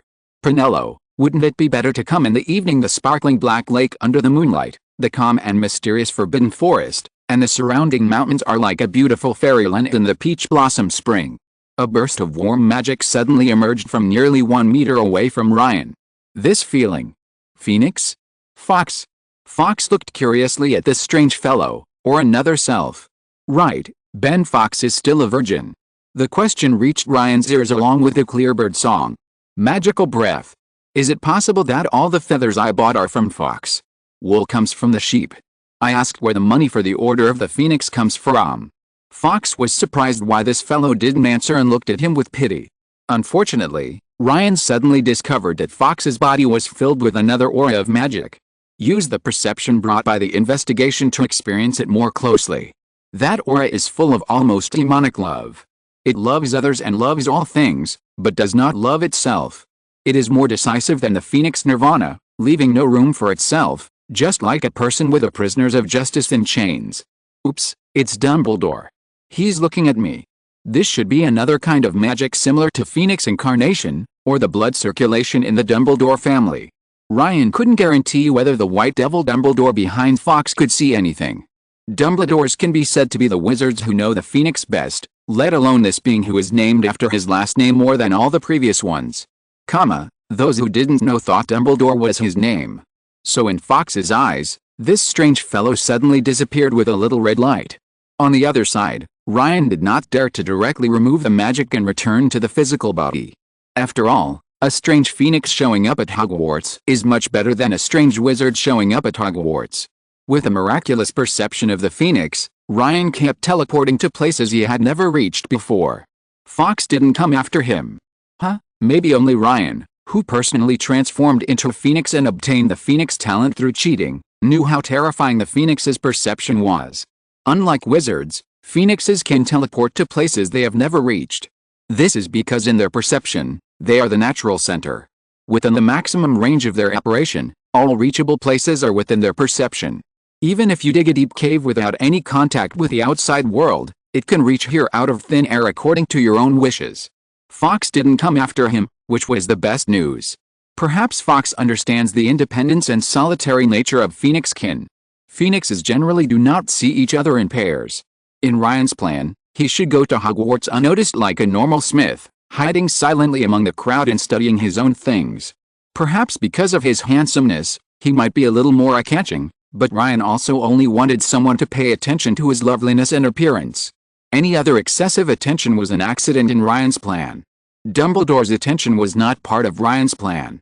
And although Ryan has been reading newspapers and collecting information during this time travel, what if he travels through the ancient Jing-Jiang Harry Potter fanfiction and encounters the real White Devil Dumbledore? Although after being exposed to Dumbledore's magic, I found that the character should not be bad. Fortunately, because of my peculiar self-esteem, I was unwilling to admit that I was inferior to Harry Potter, so I developed the skill of detection, otherwise Dumbledore might have seen my underwear. After teleporting several times, Ryan lifted the spell. Ryan, who was lying on the bed, opened his eyes and came back to his senses. Chapter 18 The Unexpected Third Son of Prophecy. Chapter 18 The Unexpected Third Child of Prophecy. Ryan gasped for air. It's exciting, but this is also a good thing.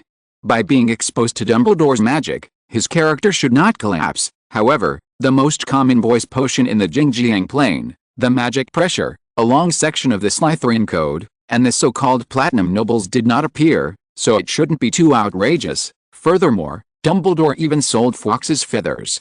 There should be no such dirty tricks as embezzling Potter's inheritance in ancient female fan fiction. Furthermore, the Potter family does not have any ancient house like in the fanfiction same. Furthermore, according to my investigation after time travel, the patents in the wizarding world are restricted by magic contracts. There is no validity period. As long as the corresponding technology is used, the money will be distributed. Ryan couldn't help but feel a little excited.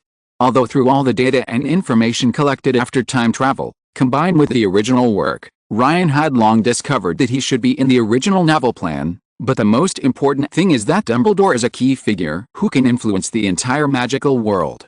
No contact. As long as there is no contact for a day, the world after traveling will be 100% certain, and you will not be able to feel at ease. Everyone is trying to overcome uneasiness and fear in order to live with peace of mind.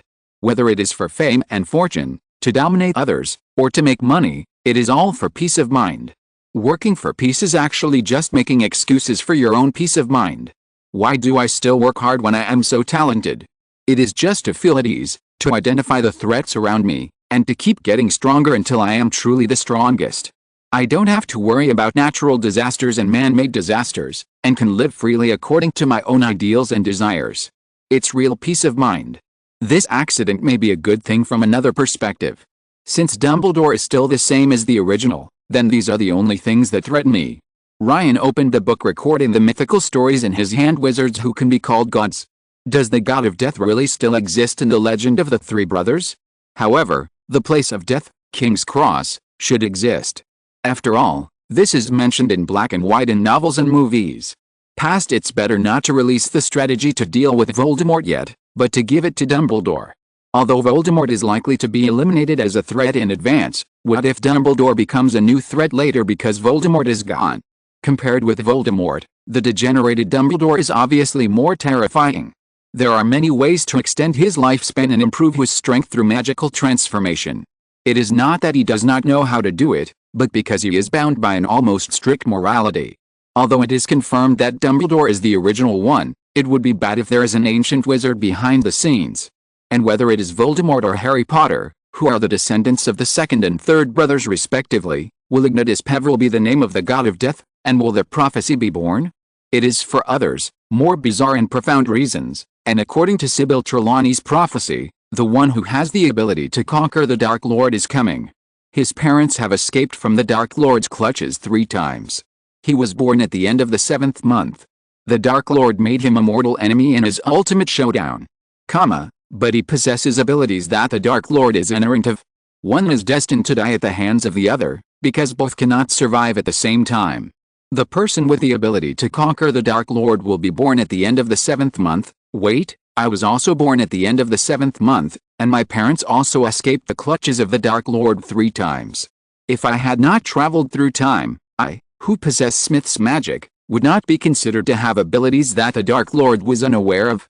However, given my system's ability to surpass that of this world, I am afraid this is groundless. The original me might really be considered the child of prophecy. According to the original book, if Voldemort had not used Harry's life to revive, with Harry's original ability and recklessness, he might really have died at the hands of Voldemort.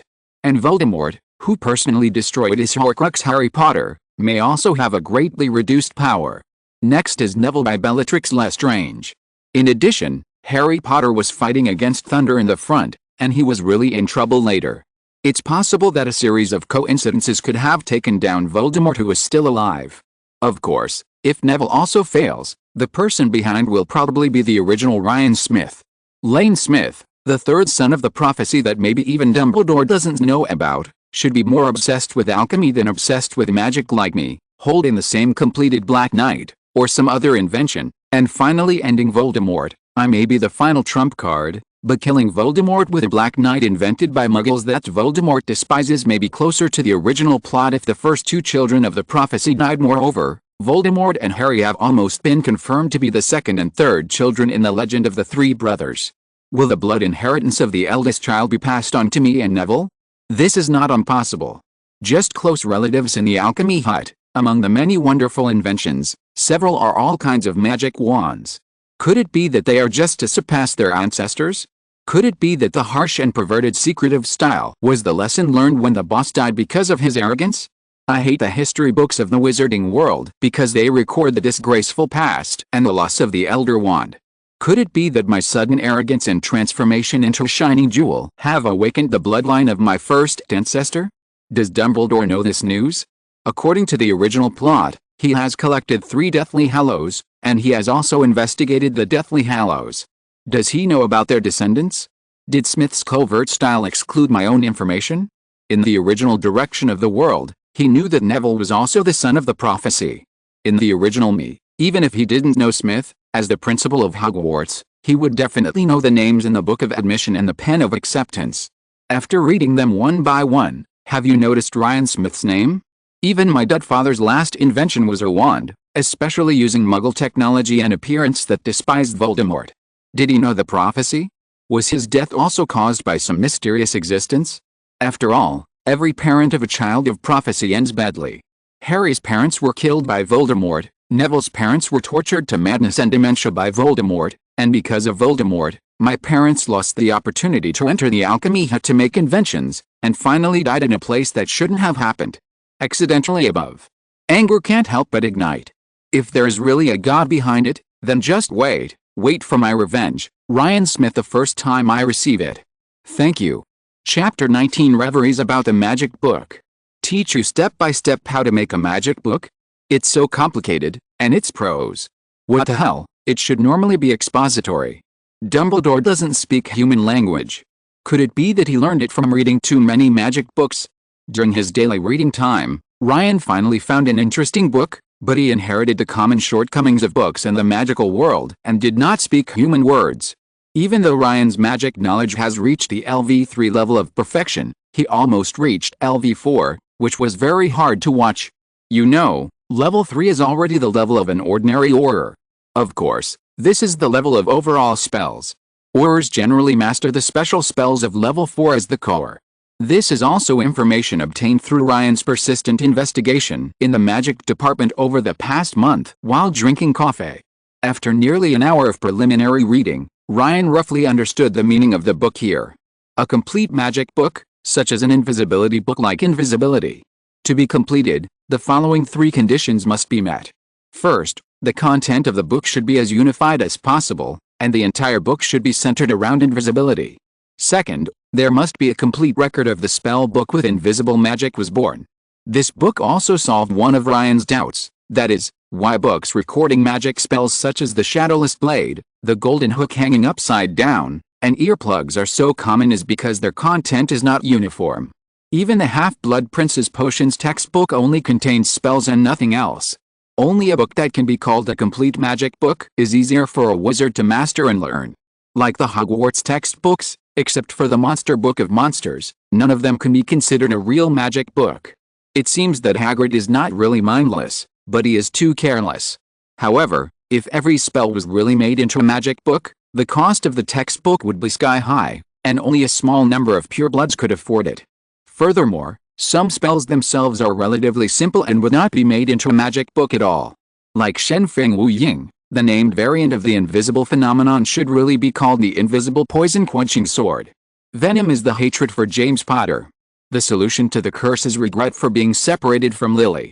In a normal magic book, these contents should be written down one by one to make it easy to learn. Normal wizards do not have detection skills or magic perception like Harry Potter. If it is just a short spell, it will be extremely difficult to learn. But in another case, when Ryan had read the novel, when he had just recalled James Potter pretending to raise his sword and bragging, the spell Shadow's Edge seemed to come to life, rushing to remove all the things in Ryan's memory. James stabbed a skull and easily reached level 5, which a wizard could reach in his lifetime. He even felt regret for Lily and rushed out to break the curse. Ryan didn't even know the spell, but he learned it without any teacher is not a myth. After all, the name itself is magical, and Shen Feng Wu Ying is a special attack on James Potter, and Ryan himself is also in the UK. It would be faster if he was in Hogwarts or James' grave, but what is more worth mentioning is that Ryan did not know Lily's last name. Without knowing her last name, and even without knowing that Lily was such a common name, Ryan still easily mastered the spell removal, and didn't feel it was difficult. This is not just a matter of liking someone. Speaking of the relationship and entanglement between Lily and Snape, Ryan couldn't help but sigh. Snape really wanted to die on his own childhood. He was originally a sweetheart, but at this time Snape was quite proactive.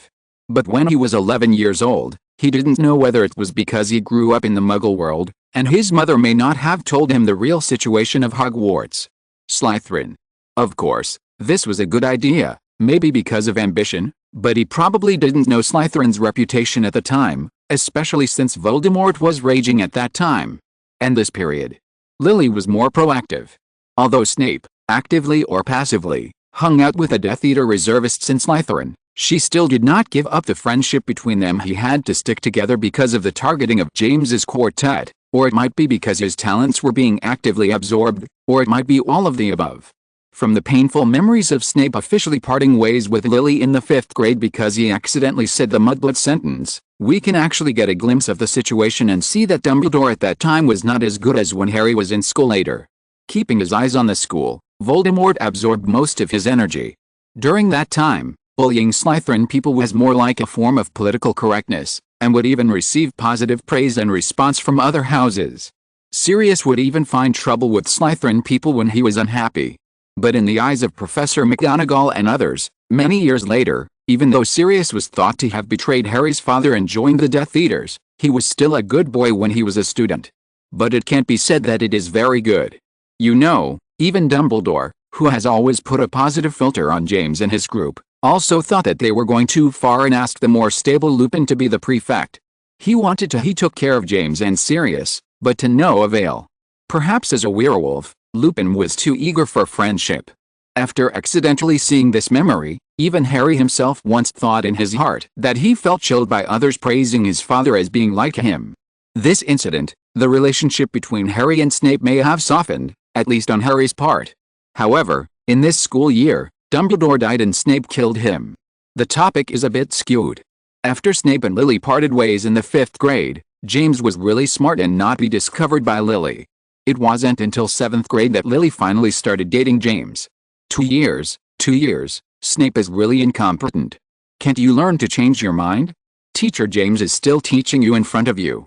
Dark magic and hanging out with Voldemort are so fun. As a result, King Mai ran away with others' death that she began to regret it. It was too late.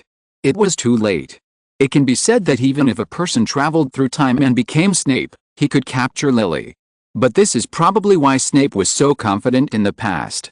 After all, those who are favored are confident mentioned in the introduction because I didn't want to spoil it. Now that this point has been made clear in the latest chapter, I added it. Chapter 20, Exploring the Mystery of Magic Runes. After sighing, Ryan read another book magic text. The book What is Magic text introduces it like this. The ladder for mediocre people to learn magic. Ryan is a little curious as to why this is considered mediocre, but in Ryan's view, it is undoubtedly fanciful for ordinary wizards to learn and create magic without a system and want to learn by simply practicing spells many times. Name them. Historically, some ordinary, late bloomers were able to invent magic spells. The most mentioned thing among those who are called mediocre people by the author of What is Magic text is magic text, especially runes. Runes are runes. It was born when Odin, the father of the gods, hung himself on a tree for 9 days and 9 nights, pondering the mysteries of the universe. Each rune represents the name of a certain phenomenon. Ryan found out about Rune, a book that Ryan can read at this stage, Odin. The Secret of Rune. The cover of this book shows an old man with one eye wearing gorgeous armor. When you open the preface, there is a poem. This poem, which Ryan had seen before when he was still in the Book of Changes, comes from the poetic Edda Proverbs of the Master. Hanging on a tree swaying in the wind for 9 nights, wounded with a spear, no one knows about. No bread to satisfy hunger, no drop of water to quench thirst. I looked down and picked up the runes, picking it up and shouting, it fell from the tree. Ryan found Smith in the alchemy cabin, testing the magical nature of the wizard, but because his creator is too powerful and full of traces of his magic. Ordinary wizards can use this key to feel the corresponding magic, learn, and create. Just like going to find a designer yourself in the previous life, some relatively low-level ones will usually give you a large number of pictures, allowing you to choose the ones you like and then create them, and these magics created through runes are just low-level designers who recreate them through pictures selected by customers. It may be more powerful, but the only ones who are powerful are Odin or the rune users. Later, with the use of wizards from generation to generation, the magic power of runes has reached an incredible level. Why other magical texts are not as circulated as Rune is according to the conspiracy theory. It is possible that the ancient wizard who wrote those words is not dead yet.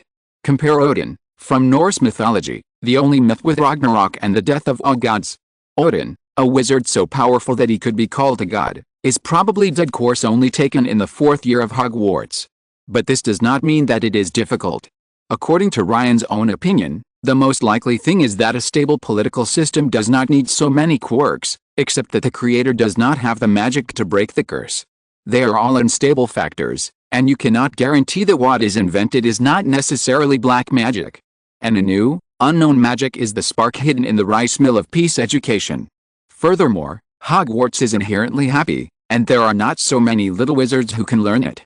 And Ryan checked the books in a simple introduction to ancient runes, rune dictionary, magic symbol collection, magic phonetic chart, and advanced rune translation, which are also the textbooks for the magic text class.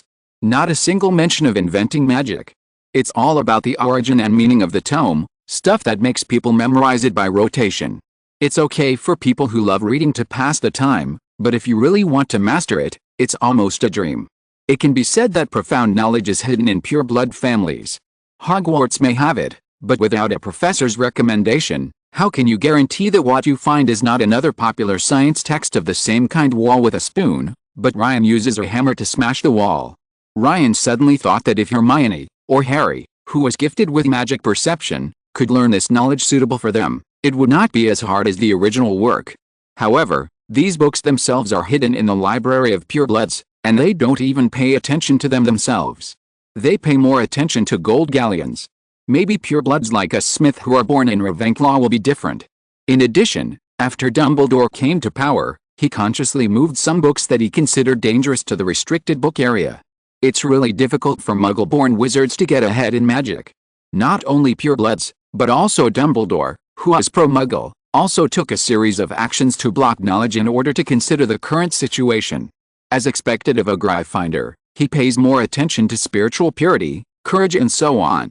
If a Ravenclaw became the headmaster, he wouldn't be able to do such a thing. Let Dumbledore train students, as can be seen from Harry Potter. He never thought of teaching him any magic from the beginning, but learned from Harry's growing environment and tested each test to continue to maintain Harry's pure courage and give him the so-called love. In Ryan's view, Harry, with his superb talent, is more suitable to take the path of Ravenclaw. I don't know if others have noticed that Harry, who has not yet entered Hogwarts, actually has a very low self-esteem, but in this case he dares to say that he is good at his homework. This is because Harry has not received a good education environment. Dumbledore is not a qualified principal. He can only be said to be a qualified politician, the kind who is not close to the political arena. If Dumbledore hadn't developed a strange political misophobia due to the death of his sister, that is, he was unwilling to have power, there would be nothing to do with the Ministry of Magic in the fifth part. He would have become the minister long ago and go to work for Voldemort. Even if Voldemort is resurrected, I can't even get ahead. This is also the reason why our Ryan has never been prepared to give this strategy to Dumbledore. Dumbledore is always willing to give others a last chance, but he never makes decisive moves. If this strategy is given to Dumbledore, what if something goes wrong because of his strange misophobia? Ryan put down the book in his hand and couldn't help but fell into criticizing Dumbledore from afar. Alice, there are still disadvantages to having a higher level of thinking, as it is too easy to go astray. Chapter 21 Ravenlock's Tower. Chapter 21 Ravenlock's Tower 2 Another perspective, at the stone monster on the 8th floor of Hogwarts. A pile of cockroaches, said a tall, powerful man who looked like a brown bear at first glance. The stone monster jumped aside, and the wall behind it split in half, revealing a moving spiral staircase behind it.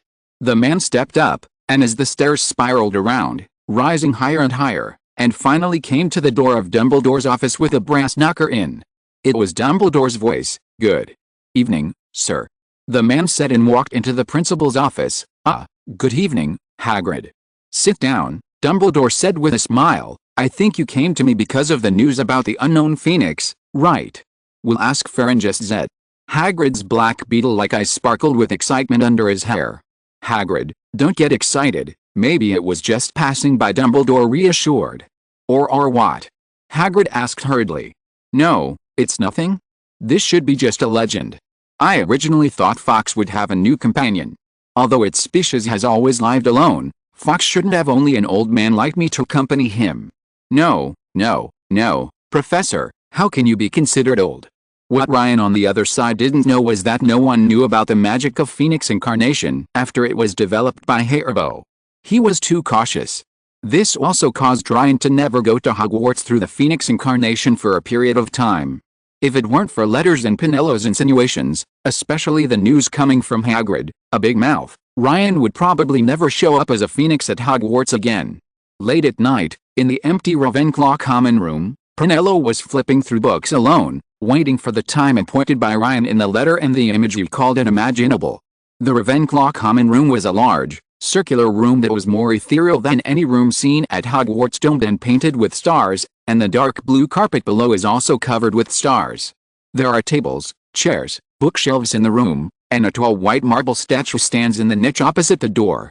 This is Rowena Ravenclaw, and next to the statue is a door that leads to the bedroom above. The stone statue has a teasing smile on its face. Suddenly, a beautiful creature appeared silently at the arched window on the wall. This is Ryan, and after many practices, Ryan can already control the banging sound of teleportation. When in Phoenix form, Ryan tapped the window gently with his beak. It must be said that Ravenclaw was a really good wizard. Even in Phoenix form, Ryan couldn't enter without someone opening the window in Ravenclaw's tower. After breaking his hand in the second part, Dobby would probably not have been able to show up to meet Harry, because after all, Dobby was not an elf in Hogwarts, unless Dumbledore used his authority as the headmaster to open a back door. Penelope looked at the time. It was exactly 12 o'clock, and the sound of small stones hitting the glass window attracted Penelope. "That's the Phoenix, the Phoenix!" Exclamation mark. Could it be the principal's Phoenix? Penelo thought to himself. After the excitement, Penelo discovered that there was a blue ribbon tied to the Phoenix's right paw. "It's Ryan." Penelo stood up in surprise and opened the window for Ryan. In the letter, Ryan said that there would be no classes tomorrow morning. At that time, he would meet Penelo in an unprecedented appearance in the common room of Ravenclaw Tower at 12 o'clock in the evening. At that time, he could wear the blue ribbon identify. Penelo was very surprised and couldn't help lowering his voice and asked, "Is it an animagus? How could it be? How could it be a magical creature?" Ryan pecked Penelo's head with his beak, and said in Penelo's heart with his thoughts, "It's not this magic, this is my incarnation, you can say it's another me." Penelo, who was holding Phoenix, blushed slightly. "It's so amazing. This is my unique magic. To be precise, it should be two magics." The skill of mind communication was developed in 10 days to prevent communication with Jack in case of language barriers.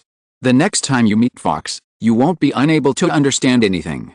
Furthermore, the Phoenix incarnation is different from the Patronus and cannot speak. If you don't have this skill, if you want to meet Penelo in the form of a phoenix, would you still have to communicate by writing on the ground and condensing magic power? That would be so troublesome. "It's amazing," Penelo exclaimed. On the other side, Dumbledore, who was communicating with Hagrid, seemed to have discovered something and smiled mysteriously. At this time, a short figure emerged from under the sofa. "Humph, it's you, Ryan," the short figure pointed at Phoenix and whispered. The moonlight shone on her face, revealing a sly smile. "Kate," Penelo said in surprise. "Kate." "Prepared, Kate, what are you doing? Haven't you gone to bed early, Penelo? You are so unusual today. You went to bed at 10 o'clock. There must be something fishy. Wanted to scare you, Ryan." On the side couldn't help but be surprised. "From now on, Kate won't be there every time I go on a date. I just discovered how to use the writer's assistant to reply to readers. Please vote and comment more. This book is my first one and I will definitely finish it. More interaction will give me more inspiration. If you're listening to this novel on a channel other than Fanfic World, it means they downloaded and uploaded it without effort. We cordially invite you to visit our channel, Mundo Fanfic Novelist. There you'll find the original version of this story and you can explore many other novels of various genres. We're waiting for you to immerse yourself in a world of incredible novels. Chapter 22: The Magic of Love. Nottingham Forest, the largest virgin forest in the UK. In a tall castle, Ryan turned over impatiently. What you come into view is a pink room full of girly atmosphere. This is Ryan's room, which was specially decorated by Ryan's mother. Lane is not planning to make any changes now. After time travel, it is difficult to say whether he is Joey or Lane Smith now. Last night, I briefly met and chatted with Penelo and Kate for a while, and exchanged daily information with each other. For some reason, time passed very quickly. It was getting late, and looking at Penelo, who was suppressing sleepiness, Kate was getting more and more energetic for some reason. Unknowingly, Ryan suddenly discovered that Kate had tricked him out of a lot of information. Ryan, who was afraid that his age would be revealed, went back early. However, even though he returned home at 2 o'clock in the evening, he was already close to the level 4 body transformation. This abundant energy made Ryan wake up at 6 o'clock, speechless and choked. This is because Ryan specifically developed the function of sleeping when he was practicing. Otherwise, with Ryan's current level, he would have gotten rid of the function of sleeping long ago. But even so, without sleeping, for Ryan now, he just needs to eat a little more for each meal. Even if he doesn't eat, he can use magic power instead. Especially for Ryan, who has the magical nature of Ouroboros, this consumption, one breath and it was restored. No sleep, no rest, no food, soaring in the clouds and mists. These are already basic operations for Ryan, but in this magical world, the use of magic is closer to spiritualism. Sleeping and enjoying food are a kind of soothing to the soul. There is also love, the greatest magic in Dumbledore's words. In Lily's hands, strong love can even rebound Avada Kedavra and make Voldemort rush to the street. I have been in contact with Penelo and Kate for several months without realizing it. The joy spell, the happy spell, is a spell that can only be learned in the 3rd year of Hogwarts. To be honest, Ryan is not bad at mastering it due to his talent. But last night's contact with Penelo and Kate, the silent joy made this spell change. Joy spell LV3 LV4 race, wizard strength. 17, normal human limit is 10, constitution. 30, the limit for ordinary people is 10, magic power. 25, normal human limit is 10, skills, thinking LV, 4, 1%, body transformation LV3, 92%, alchemy LV3, 15%, charms LV4, 1%, potions LV2, 13%, transfiguration LV3, 4%, gunfighting LV3, 3%, martial arts LV2, 23%, detection LV2, 45%, phoenix incarnation LV1, 77%, mind communication LV1, 27%, even the study of charms has been upgraded to level 4, which is the pinnacle that an ordinary wizard can reach in a lifetime of normal study, that is, the level of serious study and normal graduation for 7th grade students at Hogwarts. Most of the 7th grade students at Hogwarts have only mastered a few level 7 or level 4 spells. Most of these spells are the common spells learned in class, and the overall skill of learning spells is around LV5. However, he relied on the happiness that did not contain a trace of dirty thoughts to flow from the bottom of his heart, making the joy spell reach level 5, and even allowed the magic to stay in the realm of level 4. So, the reason why Harry Potter can confront Voldemort is all because of such illusory things as love and courage? Although Ryan had already known this, he was still a little speechless, but his Black Knight's fast shooting speed, coupled with his physique and gunfighting skills, even a wizard like Harry might not have enough time to explode. It seems that if there is a duel in the future, there should be less trash talk. If you are mentally weak enough to be disturbed by trash talk, there is no need to waste your words. And those wizards who have faith will not be disturbed by these emotions, but will give them time to gather their faith. Speaking of which, when Harry rushed towards death generously in the last part of Harry Potter, it can be seen from the original text description that the Patronus charm is no longer necessary for Harry. The Patronus charm in his heart can already prevent Harry from doing so. Dementor interference. As he was about to die, Harry Potter kissed the golden snitch that contained the Resurrection Stone. Dumbledore's legacy to Harry was truly revealed when Harry was ready to die. The dead relatives appeared one by one and turned into invisible guardian angels to accompany Harry to death. Dumbledore, this bad old man, is really bad. According to Snape's words, I have spied for you, told lies for you, risked mortal danger for you. All this, supposedly, to keep Lily Potter's son safe. And now you tell me you're raising him like a pig to be slaughtered. The words are a bit off track. Although it is also because of the Resurrection Stone, at this time, Harry Potter's Patronus charm is estimated to have reached an unprecedented level of LV6. Dumbledore had already obtained the Resurrection Stone before his death, and he also died within the Resurrection Stone or his own plan. He clearly knew what kind of magic the Resurrection Stone had. Voldemort was always surrounded by this Dementor. He knew how happy Dumbledore was after knowing that Voldemort was resurrected with Harry's blood and deepened the connection between them. Voldemort took Harry's blood and used it to reshape him into flesh and blood. Harry Potter's blood flows in his veins, and Lily's spell exists in both Harry and Voldemort. As long as Voldemort does not die, Harry Potter's life will not end. Under Dumbledore's plan, the spell that should have disappeared from Harry's body at the age of 17, the love spell named Lily Potter, continued in the bodies of Harry and Voldemort. And because of the birth of the love potion, and even because of the birth of the monster Voldemort who took his mother's life away, he could not feel love at all. The invisible chains deeply bound Voldemort at the moment he was resurrected. If Dumbledore encountered this situation, he would quickly detect and destroy it, but Voldemort could not. In Dumbledore's plan, letting Voldemort destroy his last Horcrux himself was the last gift to him, his student Tom Riddle. Unfortunately, the plan could not match the change, and Snape, who was supposed to kill Nagini, died from a snake's kiss. Neville, the second son of the prophecy, killed Nagini. Destroyed the bad taste of Dumbledore, the bad old man.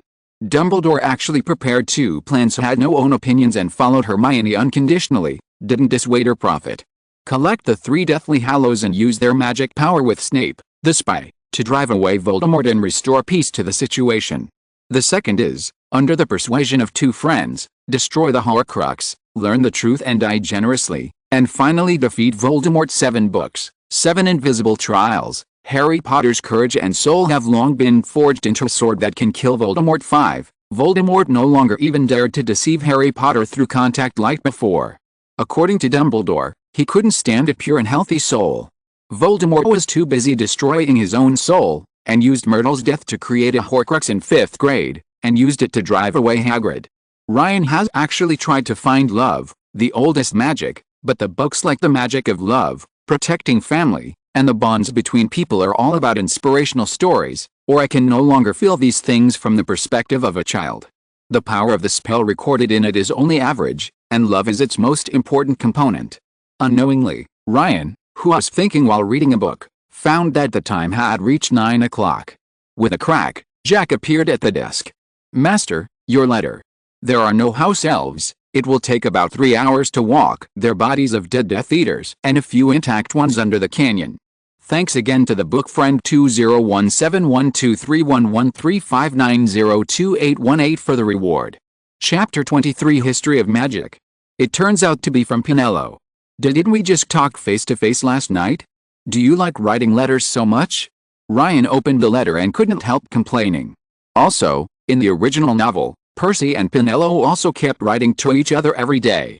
For normal people, there are some things that are difficult to say in a letter and must be discussed in person. But for Pinello, it is probably difficult to discuss in person and must be discussed in a letter. Let me see, what do you want to complain about again? History of Magic.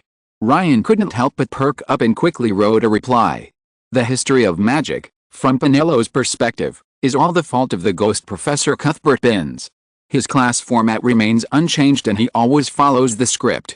He spoke in a breathy, drawl-like manner, which made it difficult for people to concentrate and would quickly fall into a drowsy state as soon as they attended his class. But in Ryan's opinion, the bigger problem is actually the compilation of the History of Magic book. Ryan has long wanted to complain, but no one has spoken. In the Smith family, for some reason, there is not a single magic painting except for the bathroom. And Jack didn't understand this, so Pinello was on the receiving end of a gun. The History of Magic always records some important points that should not be included, such as the Goblin Rebellion. They are all dry dates and names of magic could be written like the history of the Muggle world. Even if he speaks breathlessly and in a drawl, Hermione would not be able to withstand his hypnotic voice. Especially in the area of biographies, some should be recorded, such as the following famous figures who were closely integrated with social development at that time. Wizarding inventor Ignatia Wilde-Smith, who invented Floo powder. The predecessor of the magic painting was Magenta Comstock, who had a feud with a certain Smith patriarch. As an experimental artist, her portraits would move with the viewer. Mungo Bohun, founder of St. Mungo's Hospital for Injuries and Injuries. Cliona, an ingenious Irish female druid, was the first person to discover the properties of the moondew flower. The inventions or achievements of these people are already part of history, and it is appropriate to focus on the extension. Instead of being like the famous weird wizard Uric, he can be said to be a weirdo among wizards. He is famous for wearing a hat made of jellyfish. Sadly, characters like Ulrich are recorded more in the History of Magic and in more detail, making them obtrusive, boring and difficult to remember. For some reason, Ryan felt a heartfelt rejection of the History of Magic, not the History of Magic written by Bathilda Bagshot. After all, this book was only published by Little Red Book Company in 1947. This kind of disgust that can be said to be engraved in Ryan's blood has been passed down from a much older era. To be fair to the book written by Bathilda Bagshot, some characters like the weirdo Ulrich have been cut out of the book. But Ryan still didn't like it. The Smith family hates crowds, doesn't like to be in the limelight, hates being left with portraits, likes alchemy, and has a natural Acheron temperament around for a long time, have certain characteristics and are difficult to be extinct, just like Ollivanders, who like ones and have amazing memories. The Potters have messy hair, strong senses, and thin bodies. They even invented shampoo because of their hair. This resulted in Snape not using shampoo and his hair was greasy. Malfoys have white skin, blonde hair, and are sociable from generation to generation. Own beliefs. Each of their beliefs are like a kaleidoscope, paranoid and mostly inconsistent. This has resulted in Blake's family tree being the most pruned. Frequent pureblood families. Guys who didn't fit in with the mainstream views within the family, or who were disgraced in their eyes, were expelled from the family tree. Dumbledores are beloved by Phoenix, live long lives, and are good at shape-shifting. Weasleys are optimistic, red-haired, and more capable than expected. Gaunt, who was born from Voldemort, is stubborn, as cruel as a snake, and is too inbred. Although each generation of them is a Parselmouth, they have super high magical talent. But it also led to the stubbornness, old-fashionedness, and unwillingness to change even after hitting the wall. They were intoxicated with the family's antiquity and stuck in their own world. The following generations did not even go to Hogwarts. Finally, coupled with extravagance and waste, and not knowing how to run a business, in the end Marvolo Gaunt, his only daughter Merip, did not choose to be with his biological brother Morphin Gaunt, but chose to use a love potion to seduce Tom, a wealthy son of the same village. Riddle eloped together, and in the end Gunter could be said to be extinct. After all, Voldemort doesn't deserve to be called Gaunt in Marvolo's eyes, Just like Morphin doesn't deserve to be his uncle in Voldemort's eyes. All in all, magic transmits the most significant traits of ancestors to future generations, more than genes. For example, a father and a son may not necessarily have the same hair color or personality, but they do in the magical world. With complicated thoughts, Ryan finished writing the letter. After asking Jack to send it away, Ryan began a new magic experiment. When recreating Shen Feng Wuang before, Ryan used the detection skill to miraculously reproduce the counter-spell best medicine for the inventor Snape to deal with the venom on the sword of Shadowless Blade. Ryan especially wanted to know whether if he brought the image of Snape into his mind and visualized Lily's appearance at the same time, if he could just pronounce Lily's name, the effect of the counter-spell would be achieved.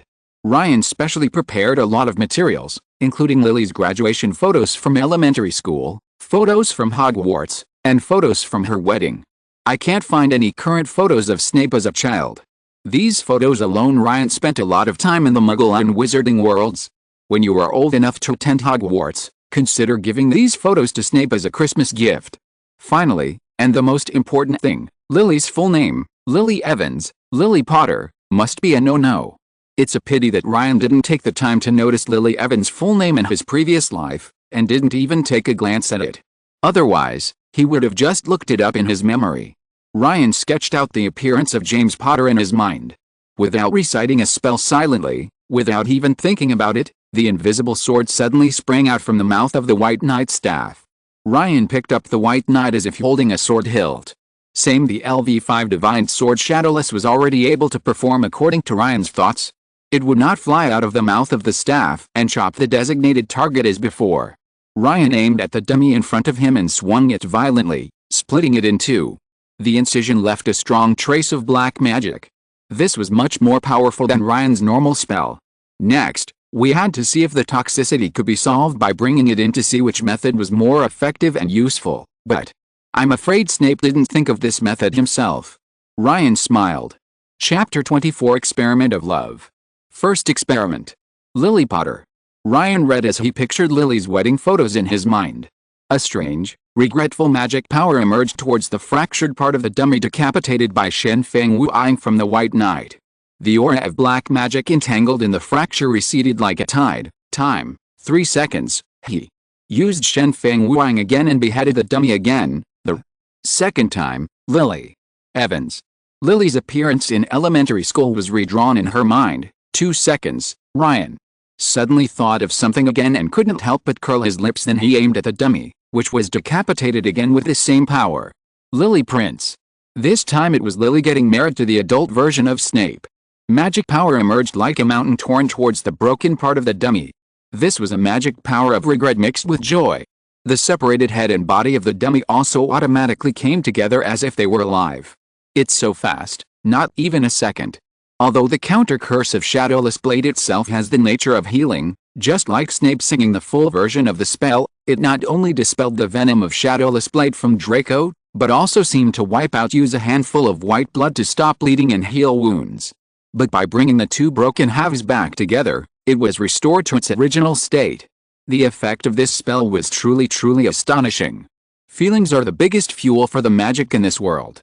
Could it be that because of this, Voldemort, who is unable to perceive love, has embarked on the path of pain, fear, death, and reaper negative emotions for the sake of the progress and development of magic? In other words, he is the embodiment of these dark sides. In these 3 experiments, Ryan discovered that the less related Lily was to James, the more likely she was to trigger Shen Feng Wuang's countercurse.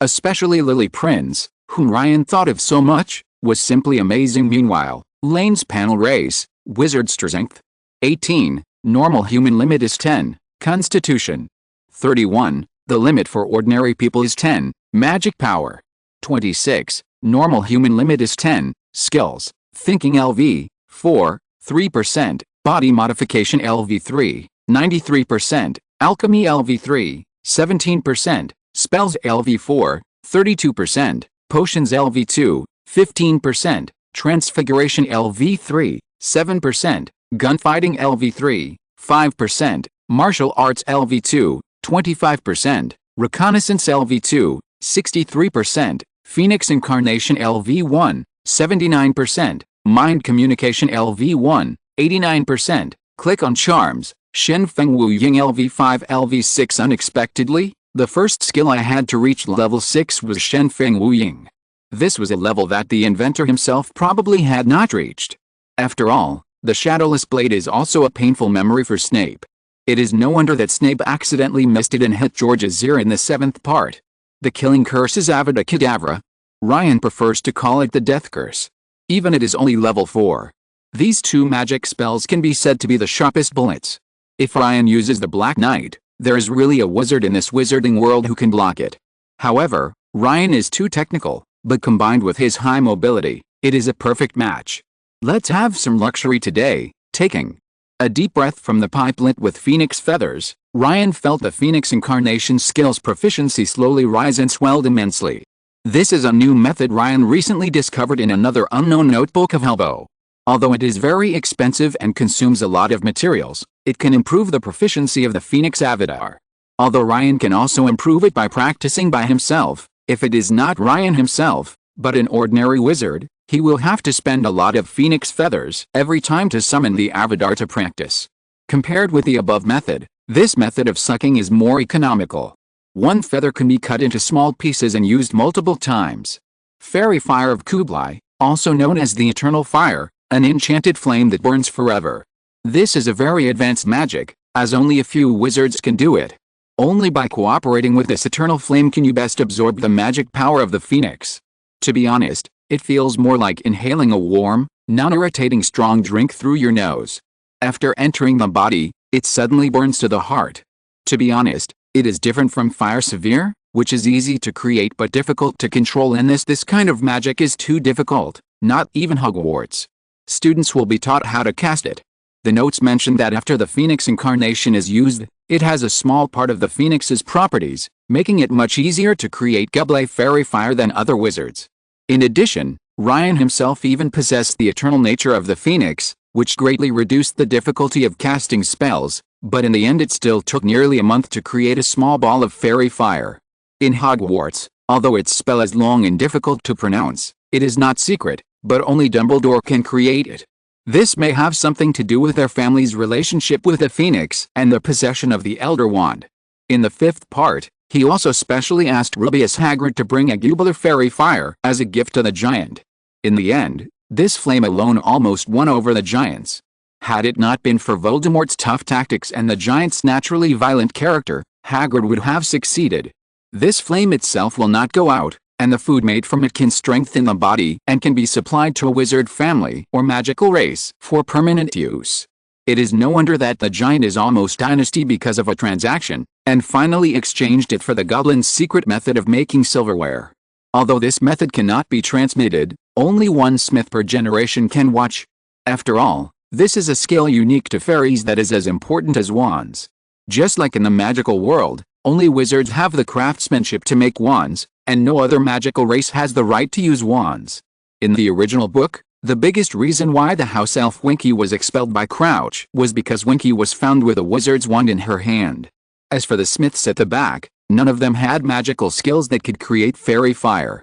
It's not that I don't want to work hard in this area, it's mainly that no one is interested in it, or that I don't have enough talent. You must know that the food made by fairy fire can help the next generation grow better and be free from disease and disaster. It also has great uses in alchemy. The fairies must reluctantly traded their silverware technology for a breakthrough in alchemy. Perhaps in their eyes, after they had the fairy fire, they would have achieved a breakthrough in technology, and the old technology would no longer be important. Maybe you will ask, why not leave the fire in advance? That's because unlike Lihirl, which can grow larger through burning, its total quantity never increases or decreases from the moment it's made, so there's only one. Furthermore, a wizard cannot make too many of this kind of flame in his life. Firstly, it will waste time. Secondly, this kind of flame is more like a taboo. After making one, it will take a long time to make the next one. Even in that era when magic had not been discussed and studied with each other, many wizards believed that a wizard could only have one fairy fire in his life. After later development, the wizards discovered that the production of fairy fire was cyclical. Fairy fire, the level of magic, body or mind has not declined or changed. However, without a period of time, no matter how correct the spell or gesture is, it cannot be created again.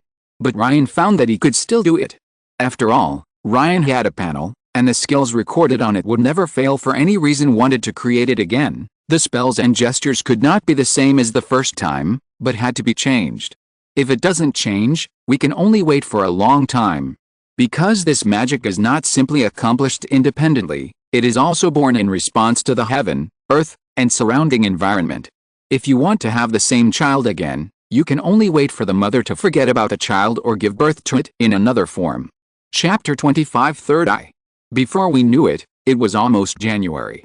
In recent times, Ryan has been making fairy fire non-stop, enjoying fairy fire barbecue, and using it to do some alchemical experiments after a long time. December 12th is Christmas, and Panino and Kate mentioned in a roundabout way in their letter that they should meet me again at Hogsmeade on Christmas Day.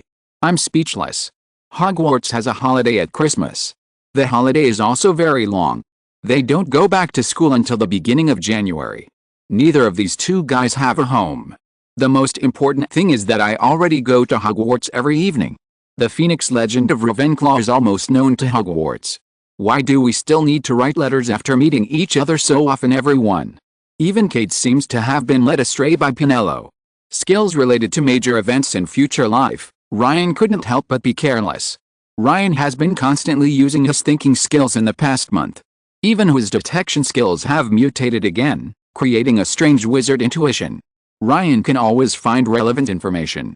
On the surface, they seem to be unrelated. In books, Ryan finally discovered that Nirvana can indeed regenerate, but it must wait until old age or serious injury. A good sleep. During this reflection, Ryan also discovered a side of wizards other than magical properties and talents. The detection skill comes from Ryan's unwillingness to be unable to sense the aura of magic. With the help of his imagination and talent, it is closer to the identification skill in the game Prophets. As long as he thinks about it, Ryan can always find the knowledge he needs, but it must be related to magic. This may be related to the power of magical knowledge itself. What he is looking for is not knowledge, so why not? Speaking of magic, finding a magic book is a derivative of the previous skill. Just like Ryan's detective skills, wizards actually have strange intuitions. For example, the production of potions can only be made by craftsmen according to the standards in the books, but to become a master, the control of magic power must be put in and out according to intuition. Only with different quantities can one truly make a potion that can be called excellent. There is also I, who has a strange intuition in alchemy and mathematics. Ryan also inherited this after traveling through time. With the help of his father's manuscript, he completed the Black Knight. The most well-known wizard's intuition is the third eye of wizards can access and study. The wizards who work here are called silent people, including love, space, thought, time, and death, prophecy, etc., are all the goals of their research. There is a special prophecy hall here. Countless true prophecies are contained in crystal balls. Each one is true and valid, but not all of them will happen. The prophecy is only a possibility to tell the truth. Prophecy cannot control it, and the wizards who hear it cannot forget it. With so many crystal balls actually mentioned in the original work, one can only imagine how many prophets or wizards there are. This kind of intuition is even more reflected in the possible prediction of the future. Sybil Trelawney and thinks he is a mess. As the great-great-granddaughter of the famous prophet Cassandra, on extremely rare occasions, Sybil would slip into a trance, make a true prophecy, and then return to normal. Her extremely powerful prophecy ability prevented her from remembering her predictions like other prophets. After the prediction was made, she forgot about it. If the Department of Mysteries didn't have a magical item with a magical power similar to the Hogwarts Book of Admission, every prophecy made in the UK would have been recorded and finally entered into the crystal ball. This is probably the only prophecy Sybil has ever recorded. This is why divination and arithmancy have never been abolished. But it may also be because Dumbledore was too impressed with his boyfriend, who had the ability to predict the future. Ordinary prophets make prophecies while they are in a semi-awake state. They can remember a small part of the predictions and truly know that they have heavenly vision and talent. Speaking of which, Professor Sybil Trelawney can also predict something through tools when she is awake, but she often doesn't believe it herself. Thinking of this, in the Memory Palace, the book Harry Potter and the Half-Blood Prince automatically moved without wind. Chapter 10 Gaunt's old house. Harry walked quickly through the empty corridor. Suddenly, he saw Professor Trelawney turning the corner, shuffling a deck of dirty playing cards in her hand, reading the numbers on the cards, and talking to herself. Muttering to herself, Harry quickly ducked behind the statue. 2 of spades, conflict, she muttered as she walked past where Harry was hiding. 7 of spades, omen. 10 of spades, violence. Jack of spades, a young man with dark hair, probably distraught and unwilling to be interrogated. She stopped and stood on the other side of the statue where Harry was hiding. "Oh, this must be wrong," she said in annoyance, and Harry heard her vigorously reshuffling the cards as she moved forward, leaving only the smell of sherry behind her. Professor Sybil Trelawney is so sad, maybe it's a curse. After all, her family goes back to being a priestess of Apollo. She was cursed by Apollo for making prophecies at will, and passed it down from generation to generation. What a shame. Ryan sighed.